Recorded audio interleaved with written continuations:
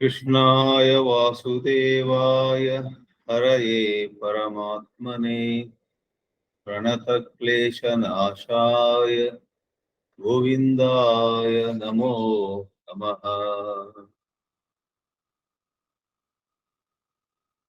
ಆತ್ಮಜ್ಞಾನದಿಂದ ಪಾಪ ಪ್ರಜ್ಞೆಯ ನಿರ್ಮೂಲನ ಅನ್ನುವ ವಿಷಯ ಬಹಳ ಜನರಿಗೆ ಸೋಜಿಗವನ್ನ ಉಂಟು ಮಾಡಿರಬಹುದು.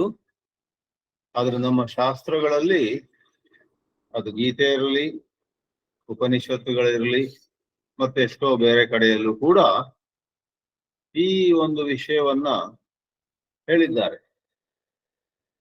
ವಿಶೇಷವಾಗಿ ಅಧ್ಯಾತ್ಮ ಇರುವುದಾದರೂ ಯಾತಕ್ಕೆ? ನಮ್ಮ ಹೃದಯದಲ್ಲಿರುವ ಎಷ್ಟೋ ಬೇರೆ ಬೇರೆ ನೋವುಗಳನ್ನ, ಎಷ್ಟೋ ವಿಷಾದಗಳನ್ನ, ಎಷ್ಟೋ ರೀತಿಯಾದಂತಹ ಋಣಾತ್ಮಕವಾದ ಭಾವನೆಗಳನ್ನ, ನೆಗೆಟಿವ್ ಇಮೋಷನ್ಸ್ ಅನ್ನ ತೊಳೆದು ಹಾಕ್ಲಿಕ್ಕಿರುವಂತಹದ್ದು ಅಧ್ಯಾತ್ಮ.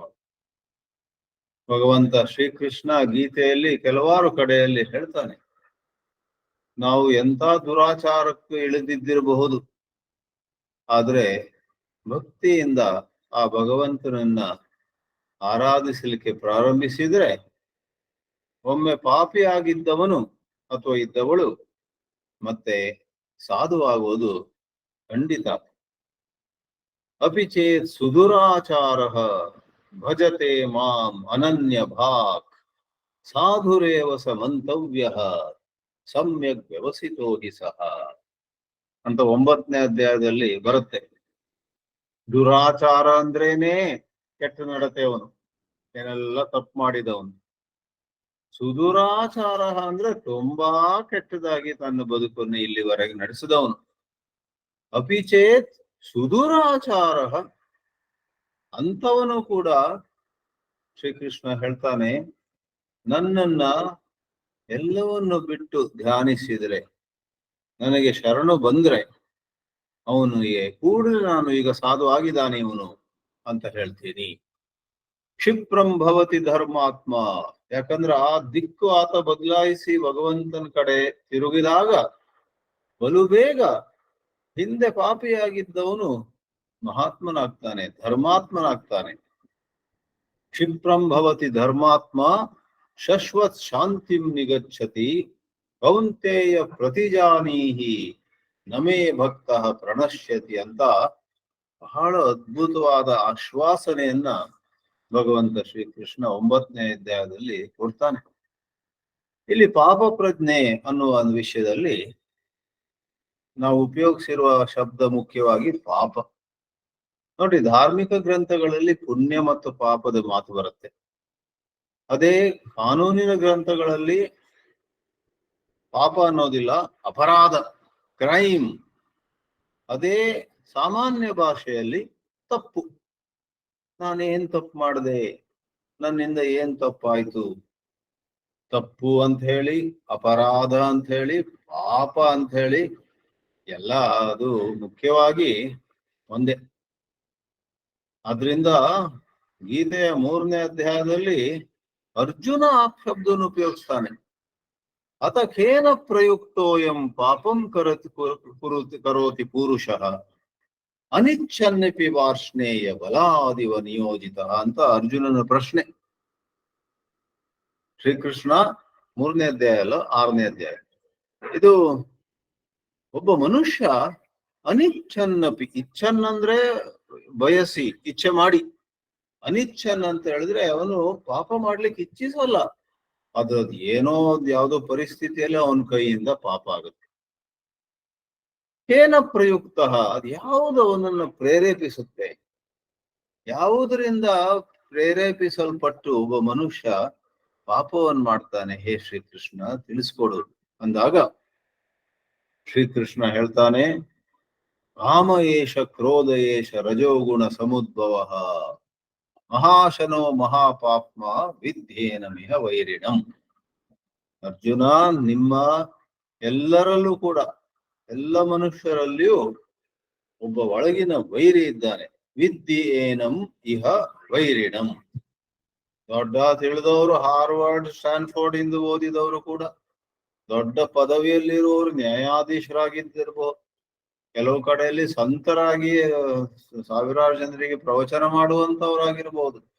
ಎಂತೆಂತ ಒಂದು ಹಿನ್ನೆಲೆ ಇದ್ರೂ ಕೂಡ ಅಂತ ಮನುಷ್ಯರಲ್ಲೂ ಕೂಡ ಸ್ವಲ್ಪ ಜಾಗೃತಿ ತಪ್ಪಿದ್ರೆ ಈ ಕಾಮ, ಈ ಕ್ರೋಧ ಅವರಿಂದ ತಪ್ಪನ್ನ ಮಾಡಿಸುತ್ತೆ, ಪಾಪವನ್ನು ಮಾಡಿಸುತ್ತೆ, ಅಪರಾಧವನ್ನು ಮಾಡಿಸುತ್ತೆ. ಆದ್ರೆ ಅದೆಲ್ಲದರಿಗಿಂತ ಹೊರಗೆ ಬರ್ಲಿಕ್ಕೆ ಸಾಧ್ಯ ಇದೆ. ಇವತ್ತು ನಾವು ವಿಶೇಷವಾಗಿ ಸೆಲ್ಫ್ ನಾಲೆಜ್, ಆತ್ಮಜ್ಞಾನದ ಮೂಲಕ ಹೇಗೆ ನಾವು ಒಂದು ಪಾಪದಿಂದ ಹೊರಗೆ ಬರುವುದಂತ ಹೇಳಿದ್ರೆ ಮತ್ತೆ ಪುನಃ ಪಾಪ ಮಾಡದೇ ಇರುವಂತಹದ್ದು. ಎರಡನೇದಾಗಿ ಹಿಂದೆ ಆದಂತ ಪಾಪದಿಂದ ಯಾವೊಂದು ನಮಗೆ ನಮ್ಮ ಬಗ್ಗೆಯೇ ಹೀನ ಭಾವನೆ ಬರುತ್ತೋ, ಅಯ್ಯೋ ನಾನು ಎಂಥ ಬದುಕನ್ನು ಬದುಕಿದೆ, ನಾನು ದೊಡ್ಡ ಅಪರಾಧಿ, ಗಿಲ್ಟ್ ಅಂತ ಹೇಳಿದ್ರೆ ಪಾಪ ಪ್ರಜ್ಞೆ. ಆ ಹಿಂದೆ ಮಾಡಿದುದರ ಬಗ್ಗೆ ಇರುವಂತಹ ತುಂಬಾ ದುಃಖ, ವೇದನೆ, ಅದಕ್ಕೆ ಗಿಲ್ಟ್ ಅಂತ ಹೇಳುದು ನಾವು, ಪಾಪ ಪ್ರಜ್ಞೆ. ಅದನ್ನ ತೊಳೆದು ಹಾಕುವಂತಹ ಶಕ್ತಿ ಶ್ರೀಕೃಷ್ಣ ಹೇಳಿದ ಮಾತಿನಲ್ಲಿ ಭಕ್ತಿಯ ಬಗ್ಗೆ ಬಂದಿತ್ತದು. ಅದನ್ನೇ ಆತ್ಮಜ್ಞಾನದಲ್ಲಿಯೂ ಕೂಡ ಹೇಳಲಾಗ್ತದೆ. ಯಾಕಂದ್ರೆ ಆಚಾರ್ಯವರು ಹೇಳಿದ ಹಾಗೆ ಮೇಲೆ ಮೇಲೆ ಹೋದಂತೆ ಭಕ್ತಿ ಮತ್ತೆ ಜ್ಞಾನಕ್ಕೆ ನಿಜವಾಗಿ ಭೇದ ಇಲ್ಲ. ಎಲ್ಲಿ ಉತ್ತಮವಾದ ಜ್ಞಾನ ಇದೆಯೋ ಅಲ್ಲಿ ಭಕ್ತಿ ಇದ್ದೇ ಇದೆ, ಎಲ್ಲಿ ಉತ್ತಮವಾದ ಭಕ್ತಿ ಇದೆಯೋ ಅಲ್ಲಿ ಜ್ಞಾನ ಇದ್ದೇ ಇದೆ. ಅವರವರ ಪೂರ್ವ ಸಂಸ್ಕಾರಗಳ ಪ್ರಕಾರ ಅವರ ಭಾಷೆ ಬೇರೆ ಇರುತ್ತೆ. ಕೆಲವು ಸಂತರು ಭಕ್ತಿಯ ಭಾಷೆಯನ್ನ ಹೇಳ್ತಾರೆ, ಇನ್ನು ಕೆಲವು ಸಂತರು ಜ್ಞಾನದ ಭಾಷೆಯನ್ನು ಹೇಳ್ತಾರೆ. ಭಾಷೆ ಬೇರೆ ಬೇರೆ, ಆದ್ರೆ ಸ್ವಲ್ಪ ಒಳ ತಿರುಳನ್ನು ನೋಡಿದ್ರೆ, ಒಳಗಿನ ಸಾರವನ್ನ ನೋಡಿದ್ರೆ ಅಲ್ಲಿರುವುದು ಒಂದೇ. It's a state of consciousness. ಪ್ರಜ್ಞಾನದ ಒಂದು ಉನ್ನತವಾದ ಅವಸ್ಥೆ ಅಧ್ಯಾತ್ಮದ ಚರಮ ಸ್ಥಿತಿ ಅಂತ ಹೇಳ್ಬೋದು. ಆ ಒಂದು ಪ್ರಜ್ಞೆಯ ಉನ್ನತ ಸ್ಥಿತಿಯನ್ನು ನಾವು ಮುಟ್ಟಿದ್ರೆ ಅದು ಕೆಲವರ ಬಾಯಿಯಲ್ಲಿ ಭಕ್ತಿಯ ಭಾಷೆಯಲ್ಲಿ ಪ್ರಕಟವಾಗಬಹುದು, ಕೆಲವರ ಬಾಯಿಯಲ್ಲಿ ಜ್ಞಾನದ ಭಾಷೆಯಲ್ಲಿ, ಟರ್ಮಿನಾಲಜಿ, ಮಾಡೆಲ್ಸ್, ಕಾನ್ಸೆಪ್ಟ್ಸ್, ಐಡಿಯಲ್ಸ್ ಅದೆಲ್ಲ ಒಂದು ಬೇರೆ ತರ ತೋರ್ಬಹುದು. ಆದ್ರೆ ಆ ಪ್ರಜ್ಞೆಯ ಅತಿ ಉನ್ನತವಾದ ಸ್ಥಿತಿ ಸಂಪೂರ್ಣ ಹಿಂದಿನ ಪಾಪದ ವ್ಯಥೆಯಿಂದ ಮುಕ್ತವಾಗಿರುತ್ತೆ ಮತ್ತು ಮುಂದೆ ಪಾಪ ಆಗಲಿಕ್ಕೆ ಬಿಡೋದಿಲ್ಲ. ಇವತ್ತು ನಾವು ಮಾತನಾಡ್ತಿರುವಂತಹದ್ದು ದಯವಿಟ್ಟು ತಪ್ಪು ತಿಳ್ಕೊಳ್ಬೇಡಿ. ಆತ್ಮಜ್ಞಾನದ ಬಗ್ಗೆ 4 ಶ್ಲೋಕ ಬಾಯಿಪಾಠ ಮಾಡ್ಕೊಂಡು ನನಗೀಗ ಆತ್ಮಜ್ಞಾನ ಬಂತು, ಈಗ ನಾನು ಏನ್ ಬೇಕಾದ್ರೆ ಮಾಡಬಹುದು, ಒಂದು ಹಿಂದೆ ಮಾಡಿದ ಪಾಪದ ಬಗ್ಗೆ ಬೇಸರ ಇಲ್ಲ, ಮುಂದೆ ಪಾಪ ಮಾಡುವುದ್ರಲ್ಲಿ ನನಗೆ ಸಂಕೋಚ ಇಲ್ಲ ಅಂತ ಹೇಳಿದ್ರೆ ಏನ್ ಹೇಳ್ತಾರೆ ಅದಕ್ಕೆ, ಅಂತಂ ಪಾಪಂ, ದೊಡ್ಡ ಅನಾಚಾರ ಆಯ್ತು. ಅಧ್ಯಾತ್ಮ ಜ್ಞಾನವನ್ನ ಹಿಂದೆ ಮಾಡಿದ ತಪ್ಪಿನ ಬಗ್ಗೆ ನಾಚಿಕೆ ಇಲ್ಲದೆ ಕಣ್ಣು ಮುಚ್ಕೊಂಡ್ಬಿಡೋದು, ಮತ್ತೆ ಮುಂದೆ ಪಾಪ ಮಾಡುವುದ್ರ ಬಗ್ಗೆ ಕೂಡ ಸಂಕೋಚ ಇಲ್ಲದೆ ಮಾಡುವಂತಹದ್ದಾಗಿ ತಪ್ಪು ತಿಳ್ಕೊಳ್ಬಾರ್ದು. ಅಧ್ಯಾತ್ಮ ಜ್ಞಾನದಲ್ಲಿ ಹಿಂದೆ ನಮ್ಮಿಂದ ಆದಂತಹ ತಪ್ಪುಗಳ ಬಗ್ಗೆ ಗೊತ್ತಿರುತ್ತೆ, ಅದ್ರ ಬಗ್ಗೆ ಬೇಸರ ಇರುತ್ತೆ. ಆದ್ರೆ ಅದ್ರ ಬಗ್ಗೆ ಬೇಸರ ಇರೋ ರೀತಿ ಅಥವಾ ಇದ್ದ ಕಾರಣ ಕ್ಷಣ ಕ್ಷಣವೂ ಅಯ್ಯೋ ನನಗೇನಾಗುತ್ತೋ, ಅಯ್ಯೋ ಇಂಥ ಕೆಟ್ಟದಾಗಿ ನಾನು ವರ್ತಿಸಿದ್ನಲ್ಲ ಅಂತ ಅನಾವಶ್ಯಕವಾಗಿ ಯಾವಾಗ್ಲೂ ಅಳ್ತಾ ಇರೋದು, ಅಥವಾ ತಮ್ಮ ಬಗ್ಗೆ ಬಹಳ ನಿಕೃಷ್ಟ ಒಂದು ಭಾವವನ್ನ ಅನುಭವಿಸುವಂತಹದ್ದು, going through all kinds of inferiority complex. Oh my god, do they know what I did in the past? ನಾನು ಮಾಡಿದ್ದೆಲ್ಲ ಇವ್ರಿಗೆ ಗೊತ್ತಿಲ್ಲ ಬಹುಶಃ ಇತ್ಯಾದಿಯಾಗಿ ಒಳಗೊಳಗಿಂದೇ ಬೇಸರ ಪಡೋದು, ಅದೆಲ್ಲ ನಾಟಕ ಬೇಡ. ಹೌದು, ನಮ್ಮಿಂದ ತಪ್ಪಾಗಿದೆ, ಆದ್ರೆ ಈ ಕ್ಷಣದಲ್ಲಿ ಆತ್ಮಜ್ಞಾನದಿಂದ, ಆ ಭಗವಂತನ ದಯೆಯಿಂದ, ದೇವರ ಅನುಗ್ರಹದಿಂದ ನನ್ನೊಳಗೆ ಯಾವ ರೀತಿಯಾದಂತಹ ಅಪರಾಧಿ ಮನೋಭಾವ ಅಥವಾ ನಮ್ಮನ್ನೇ ನಾವು ನೀಚವಾಗಿ ನೋಡ್ಕೊಳ್ಳಂತ ಸ್ಥಿತಿ ಇಲ್ಲ. ಯಾರಾದ್ರೂ ಕೇಳಿದ್ರೆ ಹೌದಾ 86ನೇ ಇಸ್ವಿಯಲ್ಲಿ ನೀವೇ ಮಾಡಿದ್ದ ಅಂದಾಗ ಹೌದು ಒಪ್ಕೊಳ್ತೇವೆ, ಸುಳ್ಳು ಹೇಳೋದಿಲ್ಲ. 86 2022 ಇರ್ಬೋದು, 2 ವರ್ಷದ ಹಿಂದೆ ಇರ್ಬೋದು, 40 ವರ್ಷದ ಹಿಂದೆ ಇರ್ಬೋದು. ನಮ್ಮಿಂದ ಆದ ತಪ್ಪನ್ನ ಒಪ್ಪಿಕೊಳ್ಳಲಿಕ್ಕೆ ಯಾವ ಸಂಕೋಚ ಇಲ್ಲ. ಆದ್ರೆ ಇದೊಂದು ಬಹಳ ವಿಚಿತ್ರವಾದ ಪರಿಸ್ಥಿತಿ. ಗೊತ್ತಿದ್ರು ಕೂಡ, ಜ್ಞಾಪಕ ಇದ್ರು ಕೂಡ ಈವಾಗ ದೇವರ ದಯೆಯಿಂದ ಅಂತ ಹೇಳಿ ಅದ್ರ ಬಗ್ಗೆ ಯಾವ ವ್ಯಥೆಯೂ ಇಲ್ಲ. ಬದಲಾಗಿ ಅದರಿಂದ ಮುಕ್ತನಾದ್ನಲ್ಲ, ಇನ್ನು ಮುಂದೆ ಒಂದು ಸ್ವಲ್ಪ ಕೂಡ ಹಾಗೆ ಆಗದಿರುವಂತೆ ಒಂದು ಹೊಸ ನನ್ನಲ್ಲಿ ಜಾಗೃತಿ, ಒಂದು ಎದ್ದೇಳುವಿಕೆ ಆಗಿದೆಯಲ್ಲ. ನಾನು ಎದ್ದಿದ್ದೇನೆ, ಎಚ್ಚರವಾಗಿದ್ದೀನಿ. ಈಗ ಅವಾಗ ಅರ್ಧ ನಿದ್ರೆಯಲ್ಲಿದ್ದೆ, ಆಗಬಾರದ್ದೆಲ್ಲ ಆಗೋಯ್ತು. ಆದ್ರೆ ಅದ್ರ ಬಗ್ಗೆ ನಾನು ಅಳ್ತಾ ಕೂತ್ಕೊಳ್ಳುವುದಿಲ್ಲ. ಇವಾಗ ನಾನು ಎಷ್ಟು ಮಂದಿಗೆ ಸಾಧ್ಯವೋ ಅಷ್ಟು ಮಂದಿಗೆ ಆ ಪ್ರಕಾರ ತಪ್ಪು ಮಾಡದಿರುವಂತೆ, ಮತ್ತು ಯಾರಾದ್ರೂ ಅದ್ರ ಬಗ್ಗೆ ವ್ಯಥೆ ಪಡೆಯುತ್ತಿದ್ರೆ ಆ ವ್ಯಥೆ ಪಡೆಯದೆ ಮುಂದಿನ ಹೆಜ್ಜೆಯನ್ನ ಧಾರ್ಮಿಕವಾಗಿ ಇಡುವಂತೆ ನಾನು ಸಹಾಯ ಮಾಡ್ತೀನಿ ಇತ್ಯಾದಿಯಾಗಿ ಒಂದು ಈ ಮೊದಲೇ ಹೇಳಿದ ಹಾಗೆ ಉನ್ನತವಾದ ಪ್ರಜ್ಞೆಯ ಸ್ಥಿತಿಯನ್ನ ಮುಟ್ಟಬಹುದು, ಅಲ್ಲಿ ಇರಬಹುದು. ಇದು ಯಾವ ನಾಚಿಕೆ ಬಿಟ್ಟಂತಹ ಸಂದರ್ಭ ಅಲ್ಲ. ಈ ಅಪರಾಧಿ ಮನೋಭಾವ, ಪಾಪ ಪ್ರಜ್ಞೆ, ಗಿಲ್ಟ್, ಶೇಮ್ ಅಂತೂ ಕೆಲವೊಮ್ಮೆ ಹೇಳ್ತೇವೆ ಅದಕ್ಕೆ. Somebody lives in Shem. 10 ಜನರಿಗೆ ಗೊತ್ತಿದ್ದಿದ್ರು ಕೂಡ ಈತ ಅಥವಾ ಈಕೆ ತುಂಬಾ ಲಜ್ಜೆಯಲ್ಲಿ, ತನ್ನ ಬಗ್ಗೆ ಹೀನ ಭಾವ, feeling very inferior, I am a bad man ಇತ್ಯಾದಿಯಾಗಿ. ಅದೇನದು? It is a thought. ಅದೊಂದು ಆಲೋಚನೆ, ಅದೊಂದು ವೃತ್ತಿ. ವೈಜ್ಞಾನಿಕವಾಗಿ ಈ ಕ್ಷಣದಲ್ಲಿ ನಮ್ಮಲ್ಲಿ ಆ ಒಂದು ಆಲೋಚನೆ, ಆ ಒಂದು ವೃತ್ತಿ, ಆ ಒಂದು ವಿಚಾರ, ಆ ಒಂದು ನಮ್ಮ ಬಗ್ಗೆ ಒಂದು ಅಭಿಪ್ರಾಯ ಬಹಳ ದೃಢವಾಗಿ ಬೇರೂರಿರುತ್ತೆ. ನಾನೊಂದು ತಪ್ಪು ಮಾಡಿದೆ, ಸಾಮಾನ್ಯ ಭಾಷೆ. ನಾನೊಂದು ಅಪರಾಧವನ್ನು ಮಾಡಿದೆ, ಜೈಲಿಗೆ ಹೋಗ್ಬೇಕು ನಾನೀಗ, ಕಾನೂನಿನ ಭಾಷೆ. ನಾನು ಪಾಪವನ್ನು ಮಾಡಿದೆ, ಧಾರ್ಮಿಕ ಭಾಷೆ. ಅದು ಮುಂದೆ ಆ ಮಂತ್ರವು ಹೇಳ್ತೀವಿ. ತೈತ್ರೇಯ ಉಪನಿಷತ್ನಲ್ಲಿ ಹೇಳಿದೆ, ಸಾಮಾನ್ಯವಾಗಿ ಯಾವಾಗ ಒಬ್ಬನಿಗೆ ಅಧ್ಯಾತ್ಮ ಜ್ಞಾನ ಇರುವುದಿಲ್ಲೋ ಆವಾಗ ಅವನು ತಾನು ಮಾಡಿದ ತಪ್ಪುಗಳ ಬಗ್ಗೆ ಅಹಂ ಪಾಪಂ ಅಕರವಂ, ನಾನು ಪಾಪ ಮಾಡಿದೆ, ಸಾಧು ನ ಅಕರವಂ, ಏನು ಮಾಡಬೇಕಿತ್ತೋ ಒಳ್ಳೆ ಕೆಲಸಗಳು ಅದನ್ನು ಮಾಡಲಿಲ್ಲ. Since of commission and omission ಅಂತ ಹೇಳ್ತೇವೆ. The sin of commission is doing what one should not have been done. The sin of omission is not doing what should have been done. ಇದು ಎಲ್ಲರನ್ನು ಕಾಡ್ತಿರ್ತದೆ. ಹೆಚ್ಚಾಗಿ 1999 ಮಂದಿಯನ್ನು ಕಾಡ್ತಾ ಇರ್ತದೆ. ಕೆಲವು ಪಾಪಿಗಳು ಎಷ್ಟು ಕೆಟ್ಟಾಗಿರ್ತಾರಂದ್ರೆ ನಾಚಿಕೆ ಮರ್ಯಾದೆ ಇಲ್ಲದೆ ಏನೆಲ್ಲ ಮಾಡ್ತಾ ಹೋಗ್ತಾರೆ. ಅವರಿಗೆ ಇನ್ನು ಸ್ವಲ್ಪ ಕಾಲ ಕಾಯಿರಿ, ಅವರಿಗೂ ಬರುತ್ತೆ ಅದು. ಅವ್ರಿಗೆ ಬಹಳ ಆತ್ಮೀಯರಾದವರು, ಬಹಳ ಪ್ರಿಯರಾದವರು, ಅವರದ್ದೇ ಮಗನೋ ಮಗಳೋ ಕಪಾಳಕ್ಕೆ ಒಂದ್ ದಿವಸ ಕೊಡೋದಿದೆ. ಆಗ ಆತನಿಗೆ ಅಯ್ಯೋ, ಅವಾಗ ಒಂದೊಂದಾಗಿ ತಾನು ಮಾಡಿದ್ದೆಲ್ಲ ಜ್ಞಾಪಕ ಆಗ್ಬಿಟ್ಟು ದುಃಖವಾಗುತ್ತೆ. ಅದರಿಂದ for a certain number of years, during a certain phase of life, somebody can be thick-skinned, but one cannot remain like that. ನಮ್ಮ ಶಾಸ್ತ್ರದಲ್ಲಂತೂ ಯಾರೋ ಒಬ್ಬ ಬಹಳ ಜಾಣ ಅಂತ ಹೇಳಿ ಒಂದ್ ಇಡೀ ಜನ್ಮವೇ ಒಂದ್ ರೀತಿ ಯಾವ್ದಕ್ಕೂ ಚಿಂತೆ ಮಾಡದೆ ತಪ್ಪು ಮಾಡ್ತಾ ಹೋದ್ರೆ ಆತ ಮುಂದಿನ ಜನ್ಮದಲ್ಲಿ ಬಡ್ಡಿ ಸಮೇತ ಆತನಿಗೆ ಕೊಡ್ಬೇಕಾಗತ್ತೆ ಹಿಂದೆ. ಆವಾಗ ಆತ ಬಾಲ್ಯದಿಂದಲೇ ಕೂಡ ತನ್ನ ಬಗ್ಗೆ ನಾನು ಒಳ್ಳೆಯವನಲ್ಲ, ನಾನು ಯಾವ್ದಕ್ಕೂ ಯೋಗ್ಯನಲ್ಲ, ನಾನು ಕಪಟಿ ಇತ್ಯಾದಿ. ಅವನ ತಂದೆ ತಾಯಿಗಳಿಗೂ ಆಶ್ಚರ್ಯ ಆಗ್ಬೋದು, ಯಾಕೆ ಈ ಹುಡುಗ, ಯಾಕೆ ನನ್ನ ಮಗಳು ಹುಡುಗಿ ಯಾವಾಗ್ಲೂ ಹಿಂಜರಿತಾಳೆ, ಹಿಂದೆ ಮಾಡಿದ್ದ ಯಾವುದೋ ಪಾಪ ಇವಾಗ ಅದು ಅಂತಃಕರಣವನ್ನು ಬಾಧಿಸ್ತದೆ, ಅಂತಃಕರಣವು ಚಡಪಡಿಸುವಂತೆ ಮಾಡುತ್ತೆ ಅಂತ ನಾವು ಹೇಳ್ಬೋದು. ಈಗ ಆಧ್ಯಾತ್ಮಿಕ ದೃಷ್ಟಿಯಿಂದ ನೋಡಿದ್ರೆ ತಪ್ಪು ಮಾಡುವುದು ಬಹಳ ಸ್ವಾಭಾವಿಕ. To err is human. English ನಲ್ಲಿ ಒಂದು ಹೇಳಿಕೆ ಪ್ರಸಿದ್ಧವಾದದ್ದು, to err is human and to forgive is divine ಅಂತ. ಅದಕ್ಕೆ ನಾವು ಸೇರಿಸಬೇಕು, not to err is intelligent.